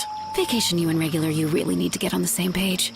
So bundle your boat with your home or auto policy and earn an automatic discount from Progressive. And spend the savings on the both of you. Progressive Casualty Insurance Company affiliates and other insurers. Not available in all states or situations. It's been said that when someone you love has Parkinson's, you have Parkinson's. If you have questions, the Parkinson's Foundation has answers. Learn more at parkinson.org or call 1-800-473-4636. I want to learn how to cook, but I keep ordering takeout. Accomplishing goals is hard, but when your goal is to learn a new language, Babbel makes it easy. In just 15 minutes a day, Babbel will help you start having conversations in as little as 3 weeks. Words and phrases you'll actually use. So when someone asks, "How's your French going?" you can say, Babbel facilite grandement l'apprentissage d'une nouvelle langue. Now save up to 50% on your Babbel subscription at Babbel.com. That's Babbel.com. This hour of the Triangle Sports Leader is powered by Ritchie Law Firm, injury lawyers. Ritchie Law is on top of it. Go to RitchieLaw.com. Get in the hole! That's RitchieLaw.com. Broadcasting live from the Lenovo Studios. WCMC HD1 Holly Springs. 99.9 The Fan. The Triangle Sports Leader. You have a relationship between two people that are 49-year age difference. It's interesting, intriguing. You have a 24-year-old who's on social media, and you have a 73-year-old who used to call it face mask, and and now he's posing as a fisherman in a Halloween thing. Like, some of the stuff's just, it's going to be awkward, and it's either funny or it's crazy. Whatever people's reaction to all that is totally correct. My thing last week was just, you're getting the school should fire him. Yeah. He's going to be distracted. He's got his girlfriend's around the program. Like, every coach's wife is around the program. Yup. We didn't get bent out of shape with Sally or, who is it?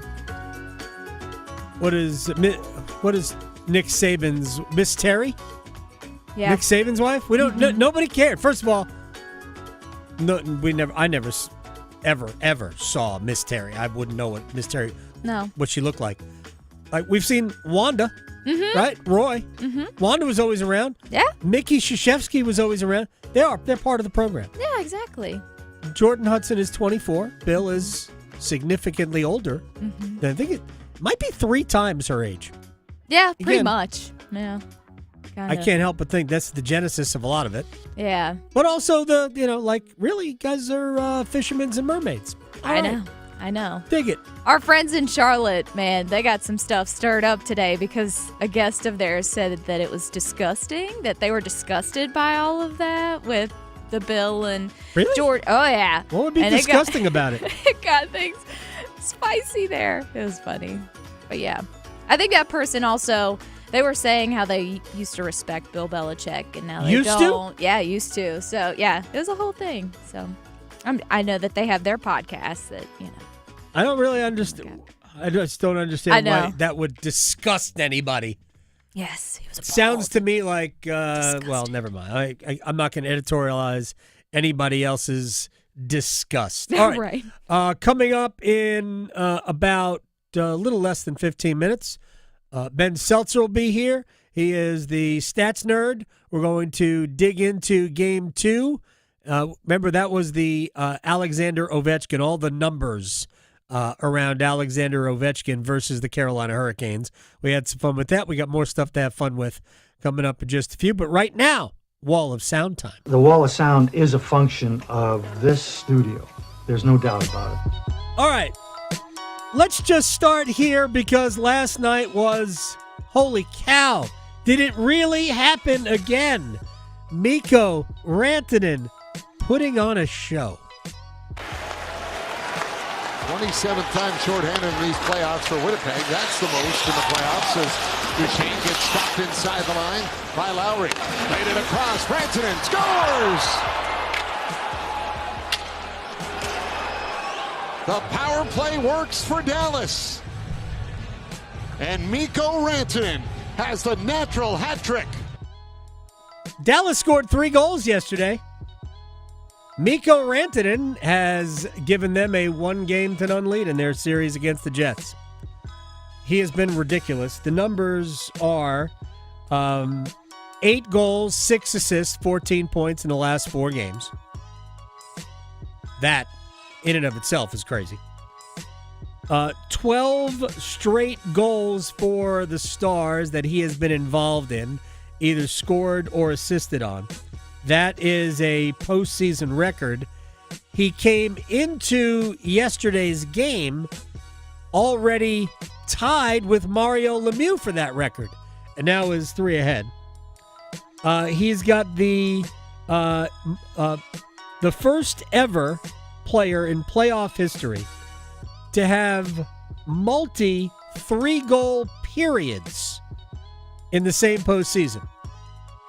There are Wayne Gretzky has 3 3-goal periods in his postseason career, but none of them were in the same postseason. Maurice Richard has also done it twice. Those are pretty good names to be involved with.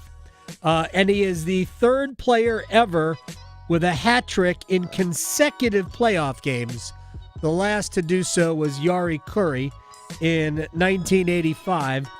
Doug Bentley did it in 1944. Basically, every 40 years this happens. It's like Halley's Comet. It's clockwork. Actually, Halley's Comet, isn't that like every 70 years? I think so. It's a lot longer, but still. Yeah, again, don't quote me on that. But right. I think it might be every 70 years. There you go. There your Mikko, Rantanen, and Phil. I know it bothers Hurricanes fans. It doesn't bother me, but I am not judging you. I think it's natural to be mad that Mikko Rantanen didn't do anything for the Hurricanes, and he's doing all of this now for Dallas. I think it's okay to be mad, so I ain't going to stop you from being it. But my reaction to this is Eric Tulsky knew what he was doing. Do it again. Go after it again. The right player. Rantanen, as it turned out, wasn't the right player. All right, a one-time teammate of Mikko Rantanen, Jordan Martinook, on... This is a weird stat for me. If you, normally if you lead a game, if your team has more hits than the other team, you have checked more aggressively than the other team, you would think you don't have the puck enough. Because you hit to get the puck back, in theory. But the Hurricanes out-hit Washington, 44-31. My prediction is that will not be the case tonight. Here's Jordan Martinook on that phenomenon. I don't know if it gets lost. I think playoff time, every team kind of ramps it up. And maybe during the regular season, we don't do it as much. But I think it kind of it's dictated by the way we play. Like usually when we play a lot in the O-zone, and that's obviously a strength of our team is you're playing offensive in the offensive zone, and usually when you have the puck, you're not throwing as many hits, and for the most part when we're on it we have the puck more than the other team, and that's why maybe we don't hit as much. But I think when you get into playoffs, every team's thinking you can wear guys down or just make people second guess a decision if you're and it's not like we're going out trying to make huge hits every shift. It's just try and take a piece here, take a piece there, and that's playoff hockey. Every team's trying to do the same thing. Yeah, Aho and Svechnikov combined for 11 hits in Game 1. So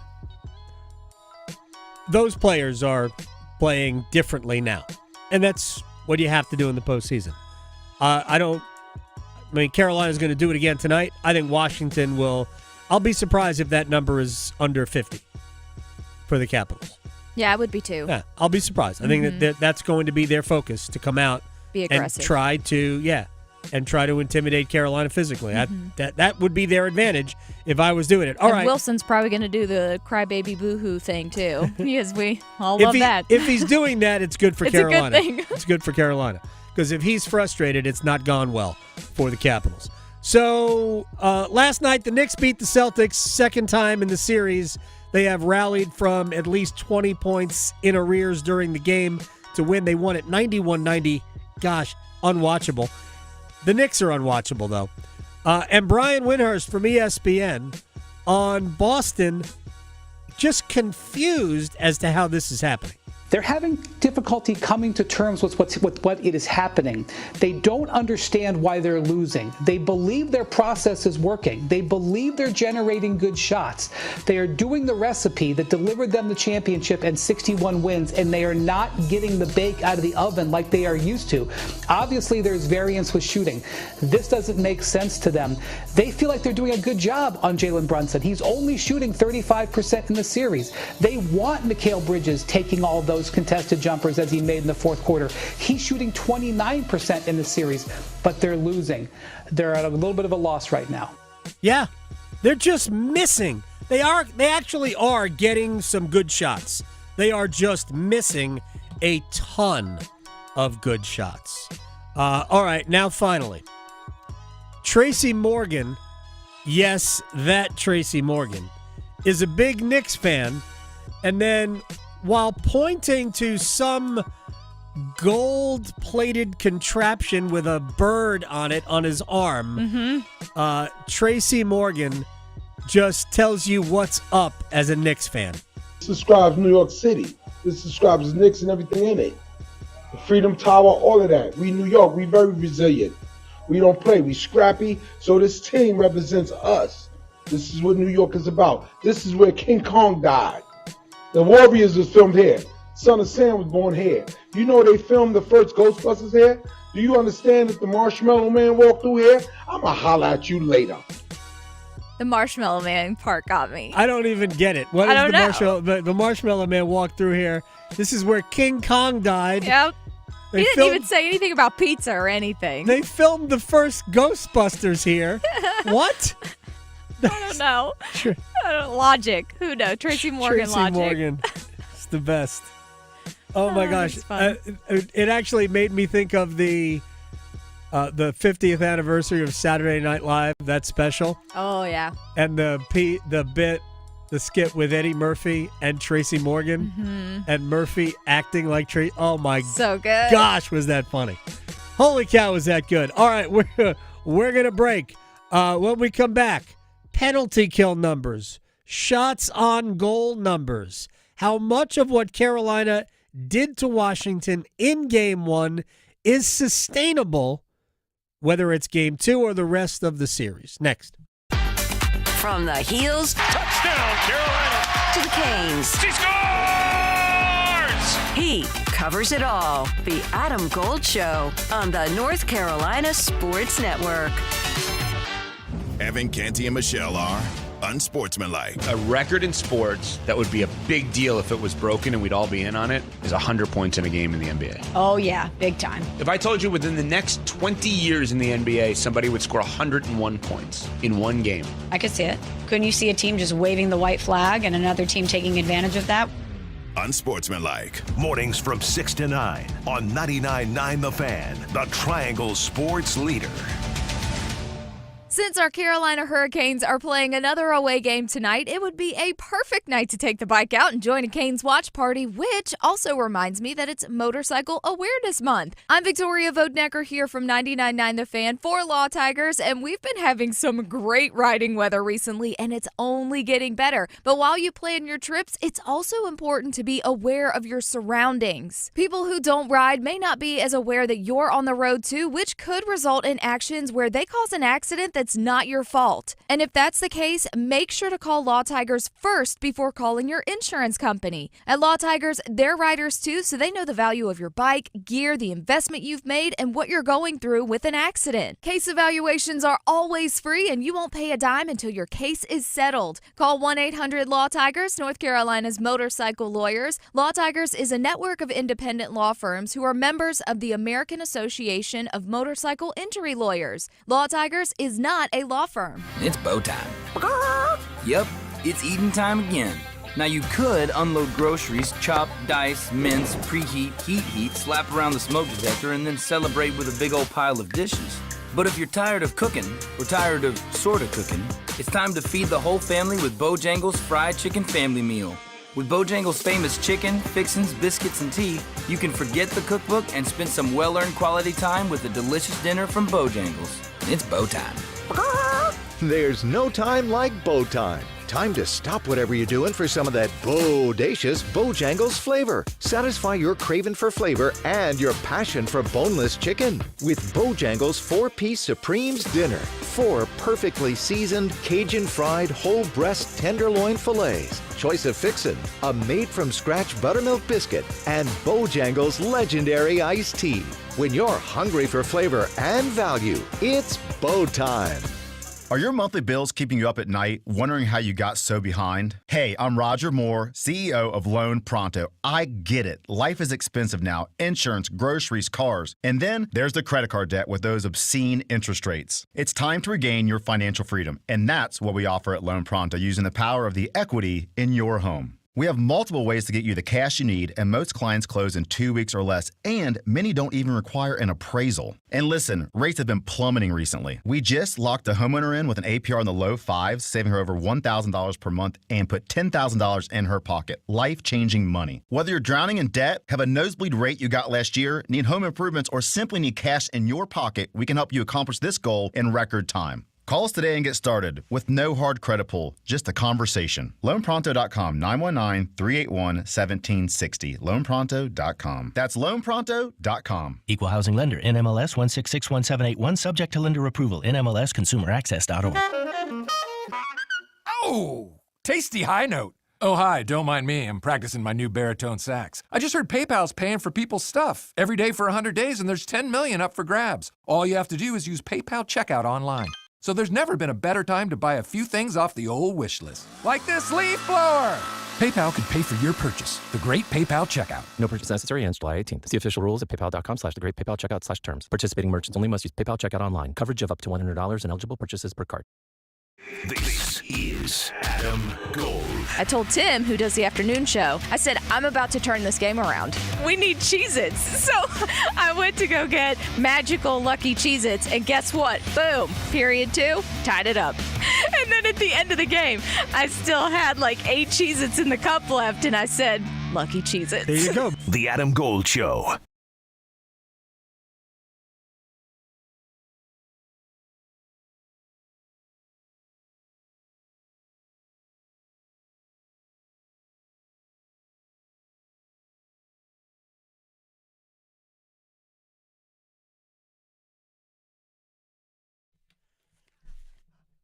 Hi, it's the Adam Gold Show. I didn't know we were back from break. I know. For some reason, that sounded like a commercial to me. I mean, this is one of my new faves, so I was just going to play the whole thing. We're but sitting here talking. It's and not the censored version. We're not ready. Uh-oh. Quick, we're back. We're back. Guys. I'm Adam Gold. That's Victoria. Ben Seltzer. Ben is in studio with us, the stats guy, as we get ready for game 2 tonight. Let's deal with some things from the game and then historically between the Hurricanes and Capitals if we want to go that route. So Carolina did what they do, right? They dominate the you say Corsi. It's just shot attempts. Really, that's all Corsi is. Yeah. Dominate that. And I get mad because we think that is automatically the sign that Carolina's dominated the game. What it is a sign that they dominated possession of the puck. Sure. Because if you're shooting it, that means you had it. Yeah. And in a lot of ways, I like that because that means that Washington isn't shooting. Even if Carolina's not playing offense, right, the way I look at it, Washington isn't, and that's good for Carolina. So in that regard, I think it's cool. What do the numbers tell you? Yeah, well, just recapping that game a little bit, I thought Canes did a great job against Ovi. They really kept him in check. He only had one shot on net. One. I think that was first period power play shot. Actually, I'm not even sure that was not the power play. I'll get into that a little bit later. It ends up being a Wilson shot on goal because he hit his stick. It hit him.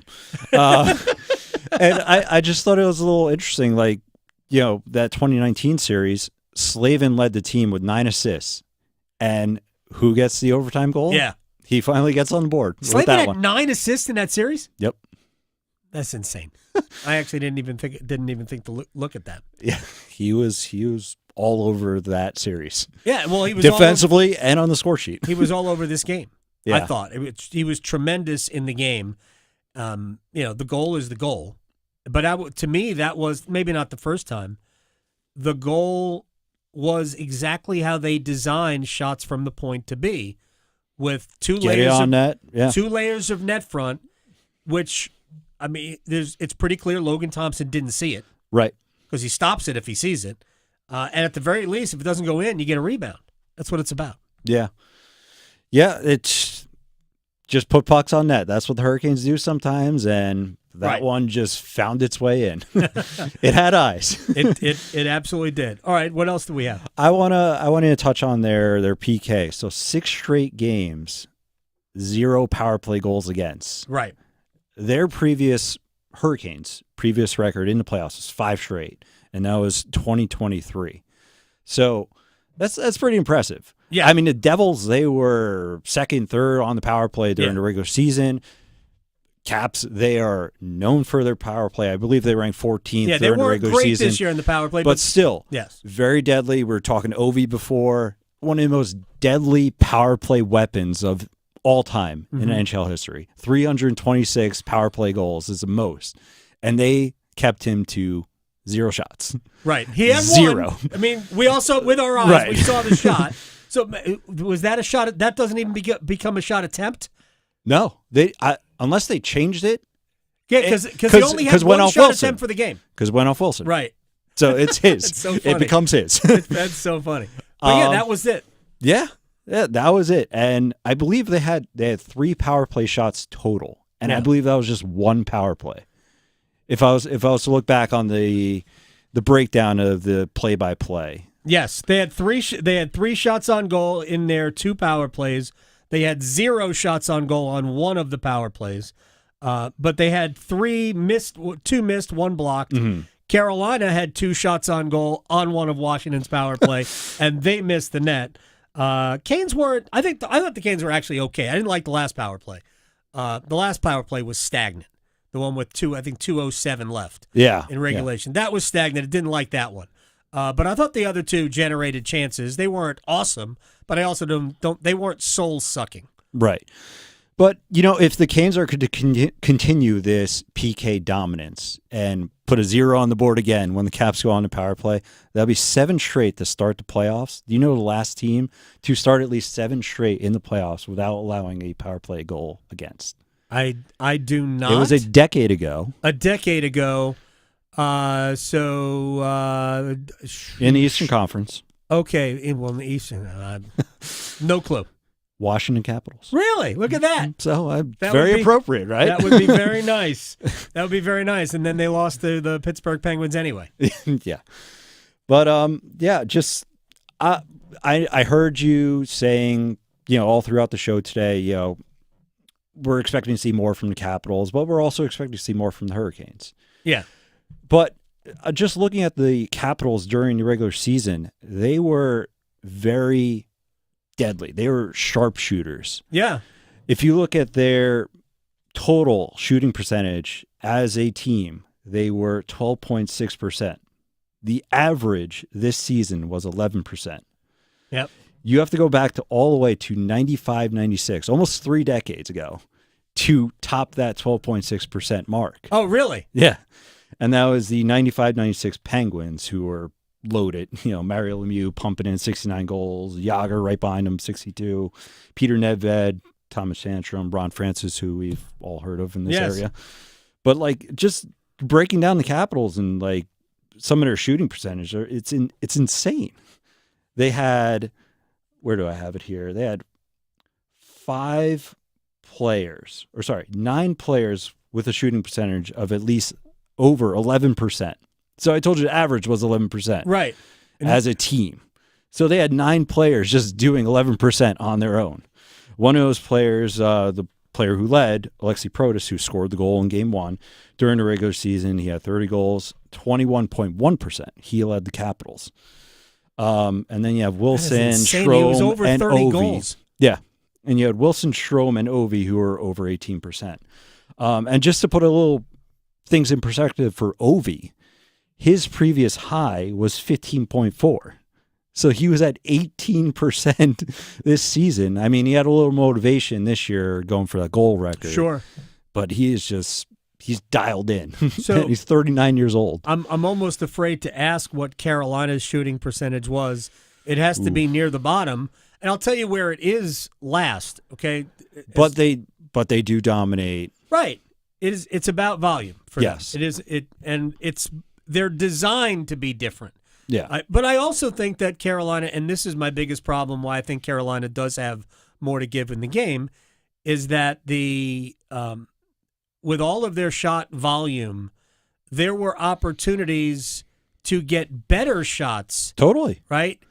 And I understand that this is what they did, but I thought they were even a little bit too far away from the goal. And I also thought that while they had guys around the net, they didn't have as many guys in front of Logan Thompson.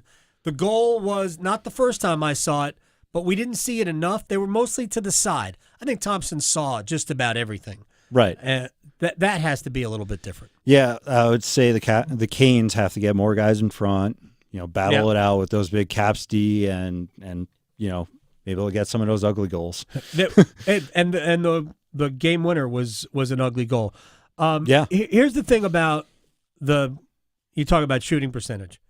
The Hurricanes had more, again, I'm using numbers from Natural Stat Trick, more high danger scoring opportunities than any team in the league. Mm-hmm. They were second in terms of the percentage. I think Florida was first in percentage, but Carolina was first in total number of high danger chances during the year.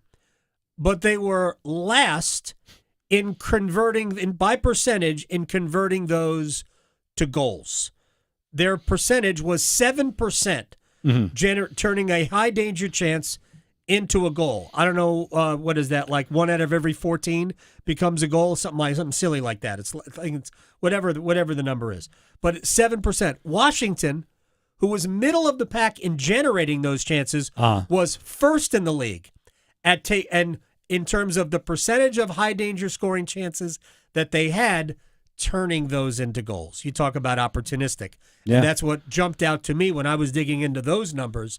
Like, we know Carolina's good. Why did Washington score as many goals as they scored during the course of the year? I think when we talk about the ESPN coverage and they're pointing out, they're getting all these shots from the outside, they're looking at those numbers too. Right. Not seeing the team day in and day out like you do all the time. But, that's what they're seeing, and it's playing out right in front of them. So that does all track. It's all playing out in front of PK Subban, and that's not unfortunate. He has a little ex-devil in him, he so does. he's a little bit salty.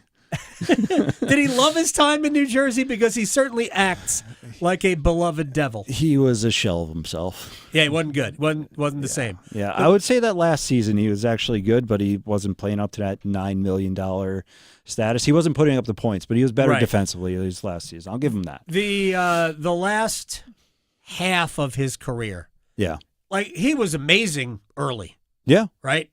Yeah, you won a Norris with Montreal. Right. Montreal, then went to Nashville, right? And you stacked defense there. Yeah, and then it went away. It's unfortunate. It happens, right? Seth Jones isn't the same player. Real quick, did you watch Florida, Toronto last night? Yeah. Okay. Yeah.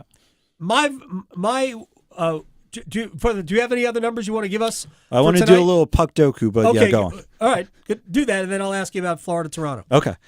All right, so I figured if audience play it at home, puck doku, it's like Immaculate Grid. That's what my son and I play Immaculate Grid. Yeah, you put two teams up and you try to match them with a player who played for either side. Okay. So sticking with this series, we'll pick a Canes, a Cap. Okay. I already picked them ahead of time. I'll give you 3 hints. Okay. And you'll guess after. I'll give you a knockout hint if you need it. Okay. All right. So first of the 3 hints, he's a D-man, played more for the Canes than the Caps, 9 seasons with the Canes. Second hint, Jacob Slavin became the 4th different Hurricanes defenseman to score a playoff OT goal. This guy was also one of those 4.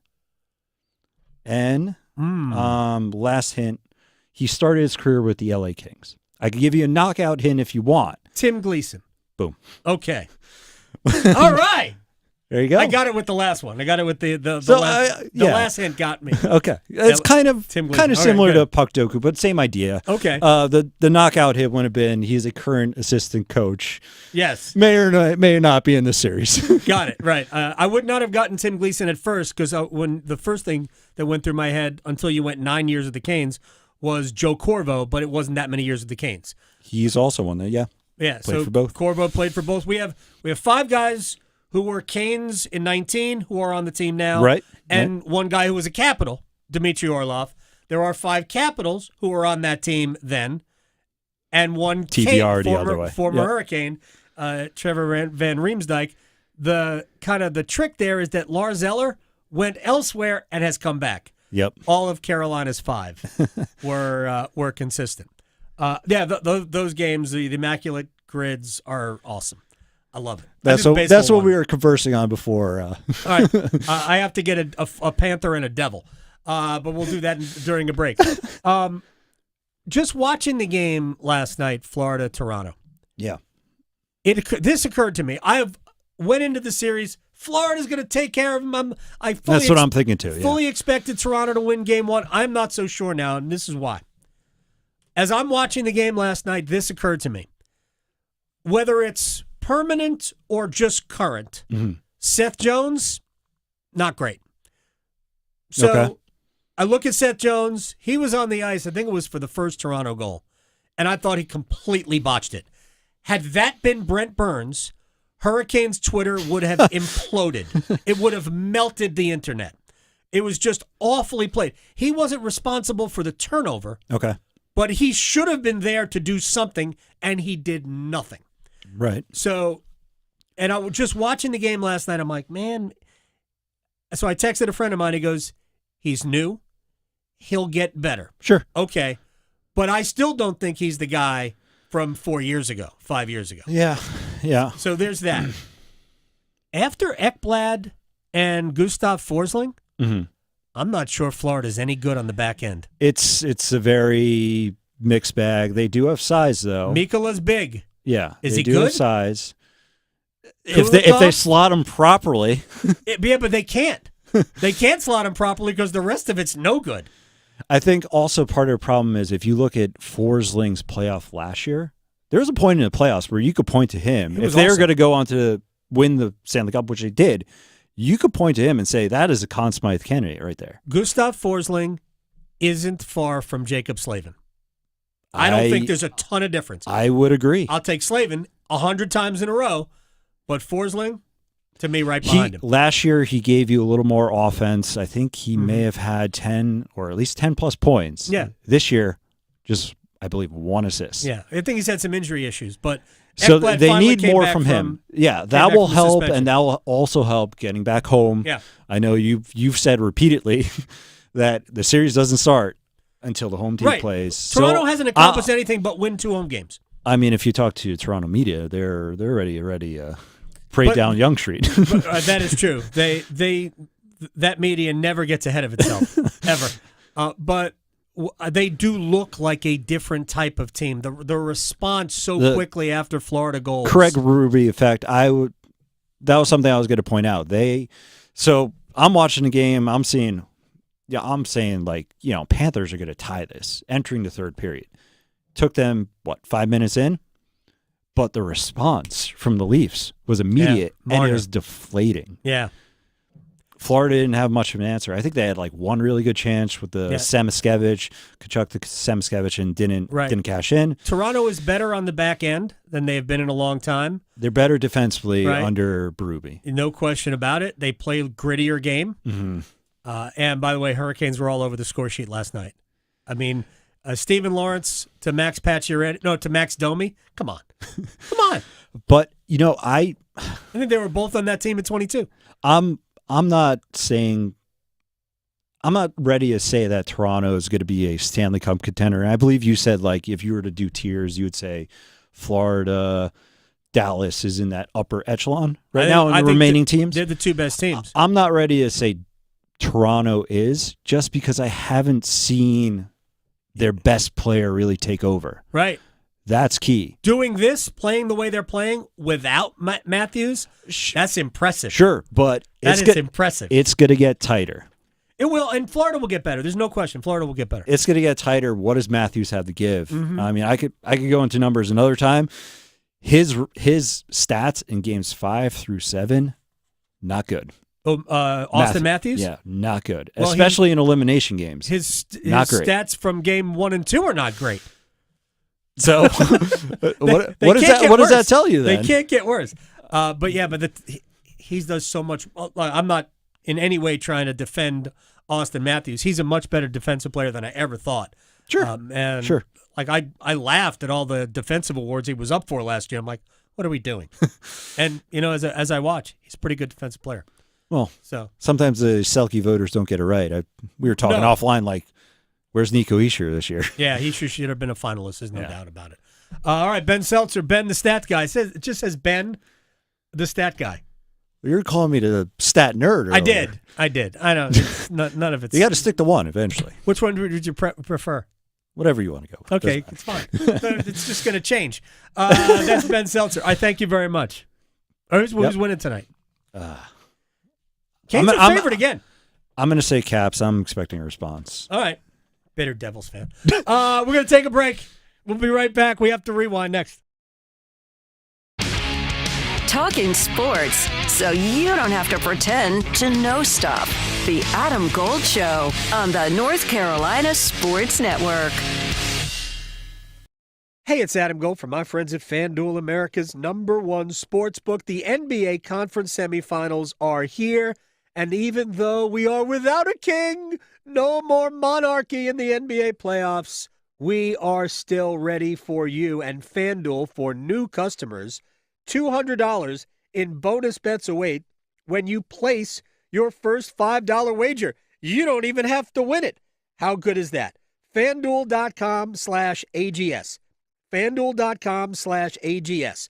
The NBA conference semifinals in full swing. Make every moment more with FanDuel, official sports betting partner of the NBA. 21 and over and present in North Carolina. First online real money wager only. $5 first deposit required. Bonuses issued as non-withdrawable bonus bets, which expire 7 days after receipt. Restrictions apply. See terms at sportsbook.fanduel.com. Gambling problem? Call 877-718-5543 or visit morethanagame.nc.gov.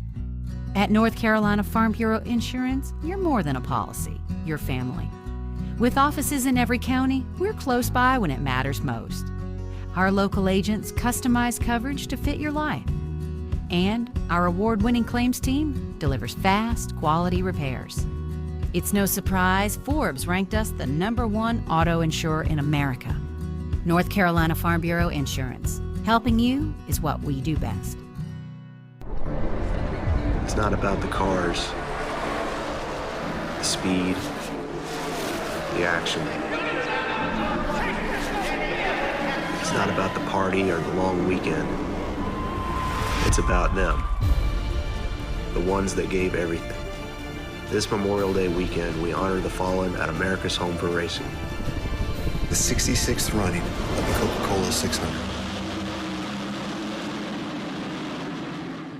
Here at NC Cyber Academy, screens are a good thing. At our K-12 tuition-free virtual charter school, your child can find a flexible and personalized education that lets them take a brain break when they need it, but also provides structured one-on-one time with our amazing teachers. But we also power down our laptops for in-person activities with fellow students to build community. Visit myncca.com to learn how we can set your child up for success in the classroom, at college, and in their careers. Do you know someone who's lost a loved one to overdose? Every day, the disease of addiction is taking lives and devastating families. But this crisis is preventable. Join the Governor's Institute in the Be a Superhero in the Overdose Battle campaign. Together, we can spread awareness, fight stigma, and save lives. Learn the signs of overdose. Know how to help. Visit governorsinstitute.org/superhero today, because doing nothing shouldn't be an option. Be a hero. Take action. Save a life. It's the first day of the first grade, and she found a new best friend. It's a laid-back Sunday afternoon, you wish would never end. The home taste of Bluebell and good friends gathered round. The good old days are being made right now. Chocolate lovers are going absolutely bananas over our new Bluebell Banana Fudge. Rich milk chocolate ice cream swirled with a scrumptious banana-flavored ice cream. Your favorite banana fudge bar, now in a carton. The good old days are being made right now. The good old days are being made right now. Look for Bluebell ice cream at your local grocer and pick up your favorite flavor today. This is Adam Gold. But whenever you say, well, we're not using this as an excuse, no, you are.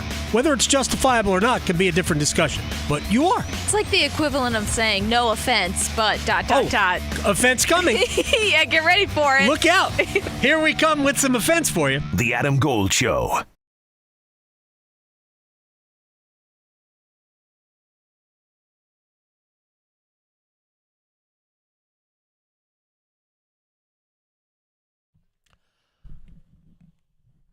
We spent a lot of time in the break just chatting about, hockey.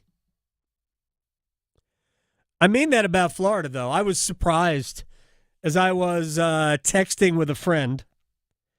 It occurred to me that, the Panthers might not be as good as I thought they were. I do think they look very, very light. Florida Panthers. Yes. Not Carolina Panthers. Because we have had some news about Clowney being released. Right. So not the Carolina Panthers. I'm glad you brought it up because I should have reiterated that several times already today. Panthers released Jadeveon Clowney today. It saves them a little less than $8 million on the salary cap, and that creates more than enough room for them to take care of their rookie class, since that would have been a salary cap issue for them. And obviously, it also says to me that they have belief in the two, the second and third round draft picks, the edge rushers that they brought in, that those guys would be able to be significant contributors to their defense, because it's not like Jadeveon Clowney didn't play well. I thought when he couldn't play every down. He was not that type of player. He hasn't been that type of player for them. Yeah. But he certainly was an impactful player when he played. He had 5.5 sacks last year. That's a lot for them. It is a lot. So without Burns. Yeah, giving up that type of a player. And I do think that Clowney would still have been useful for this team.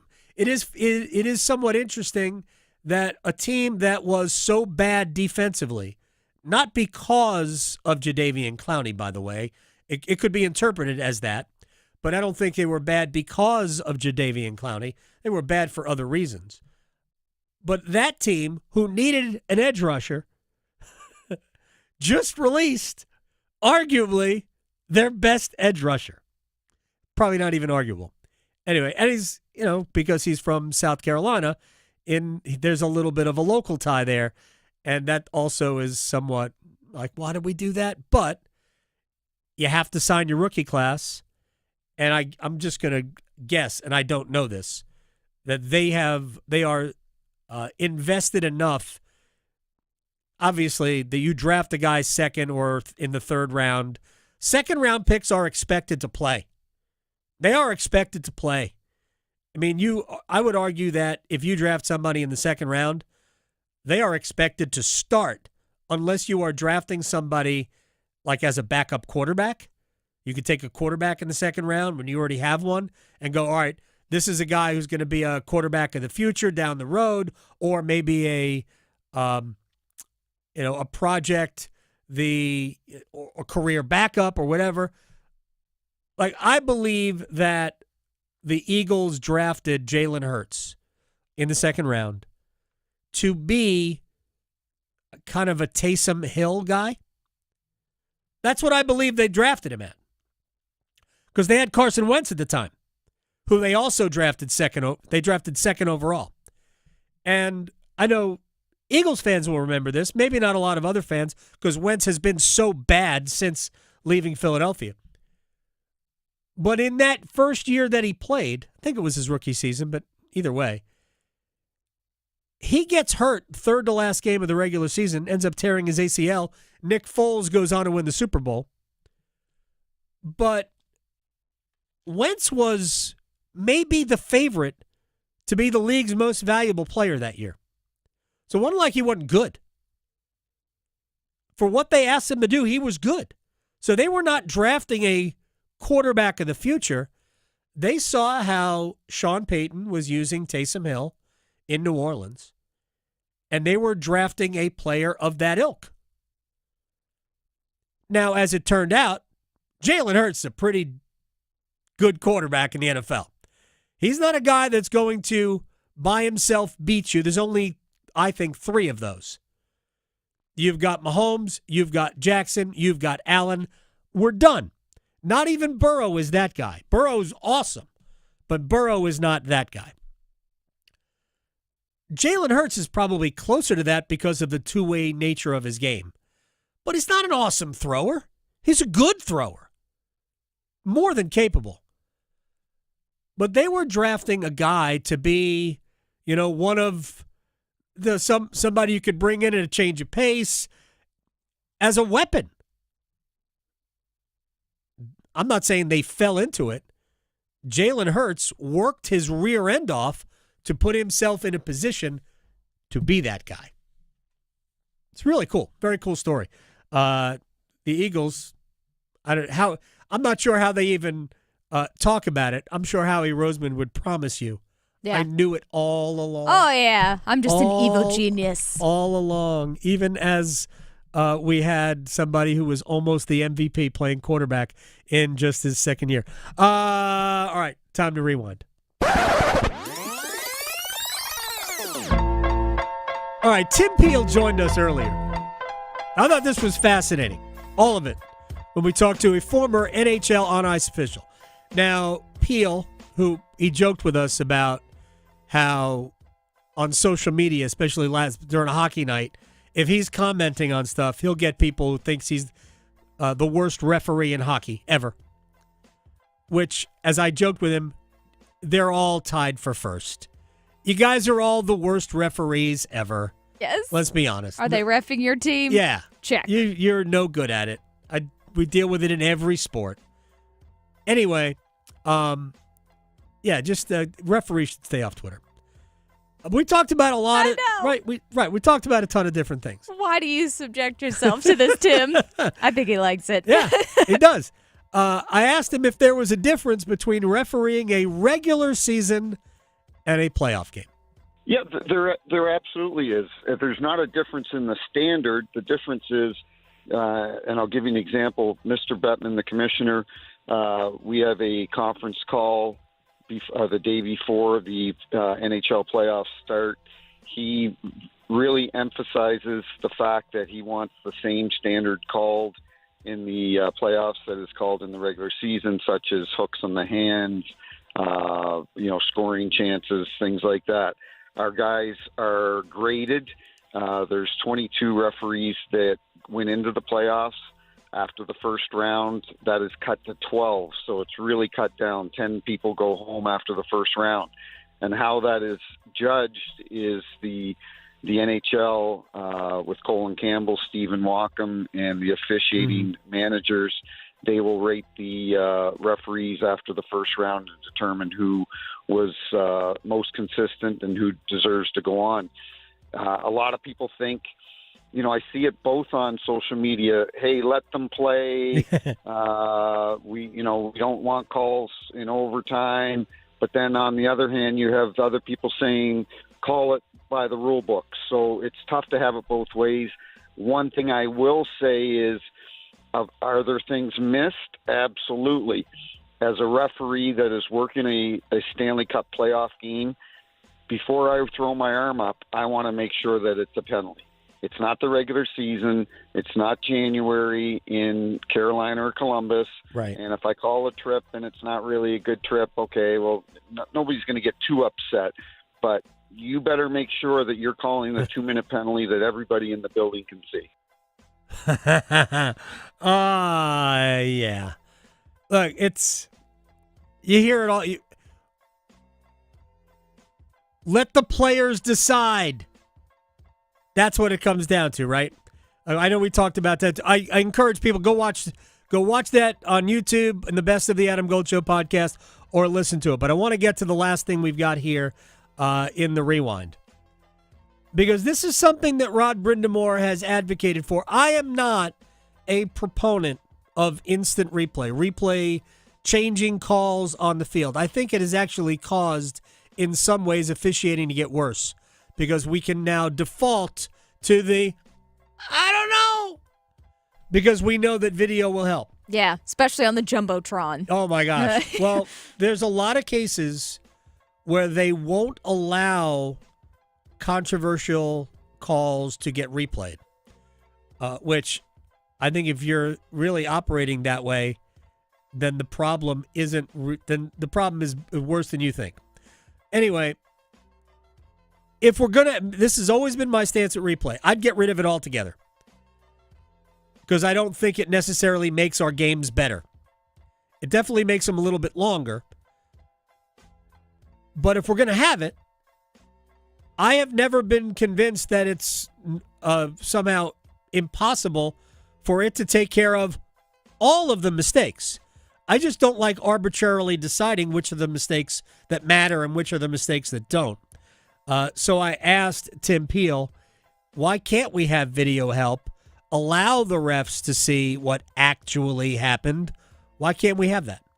I just think, Adam, I think we've got it. I think I understand Rod's point of view, but I think we've got enough video review. We've got it on goals. We've got it on major penalties. We have it on match penalties. We have it on offsides. We have it on high sticks. We now have it on puck over the glass. That was new this year. How many are we going to review a trip in the neutral zone where a guy toe picks? Where do we stop the review? You have to stop it at some point. You're right about that, but they review everything in Toronto anyway. And if somebody calls a penalty on a guy who toe picks, and it's not a penalty, and it impacts the game, especially in a playoff game, if there's the ability, look, I am somebody who wishes that instant replay in any sport, in all sports, did not exist. We should all be able to move on past bad calls, incorrect call. We should all be able to deal with that, because the players aren't perfect. Nobody's expected to be perfect. You shouldn't be. But since we have it, I've never understood why we didn't go for, all right, if we can correct something, regardless of what it is, why not correct it? You know what? I'm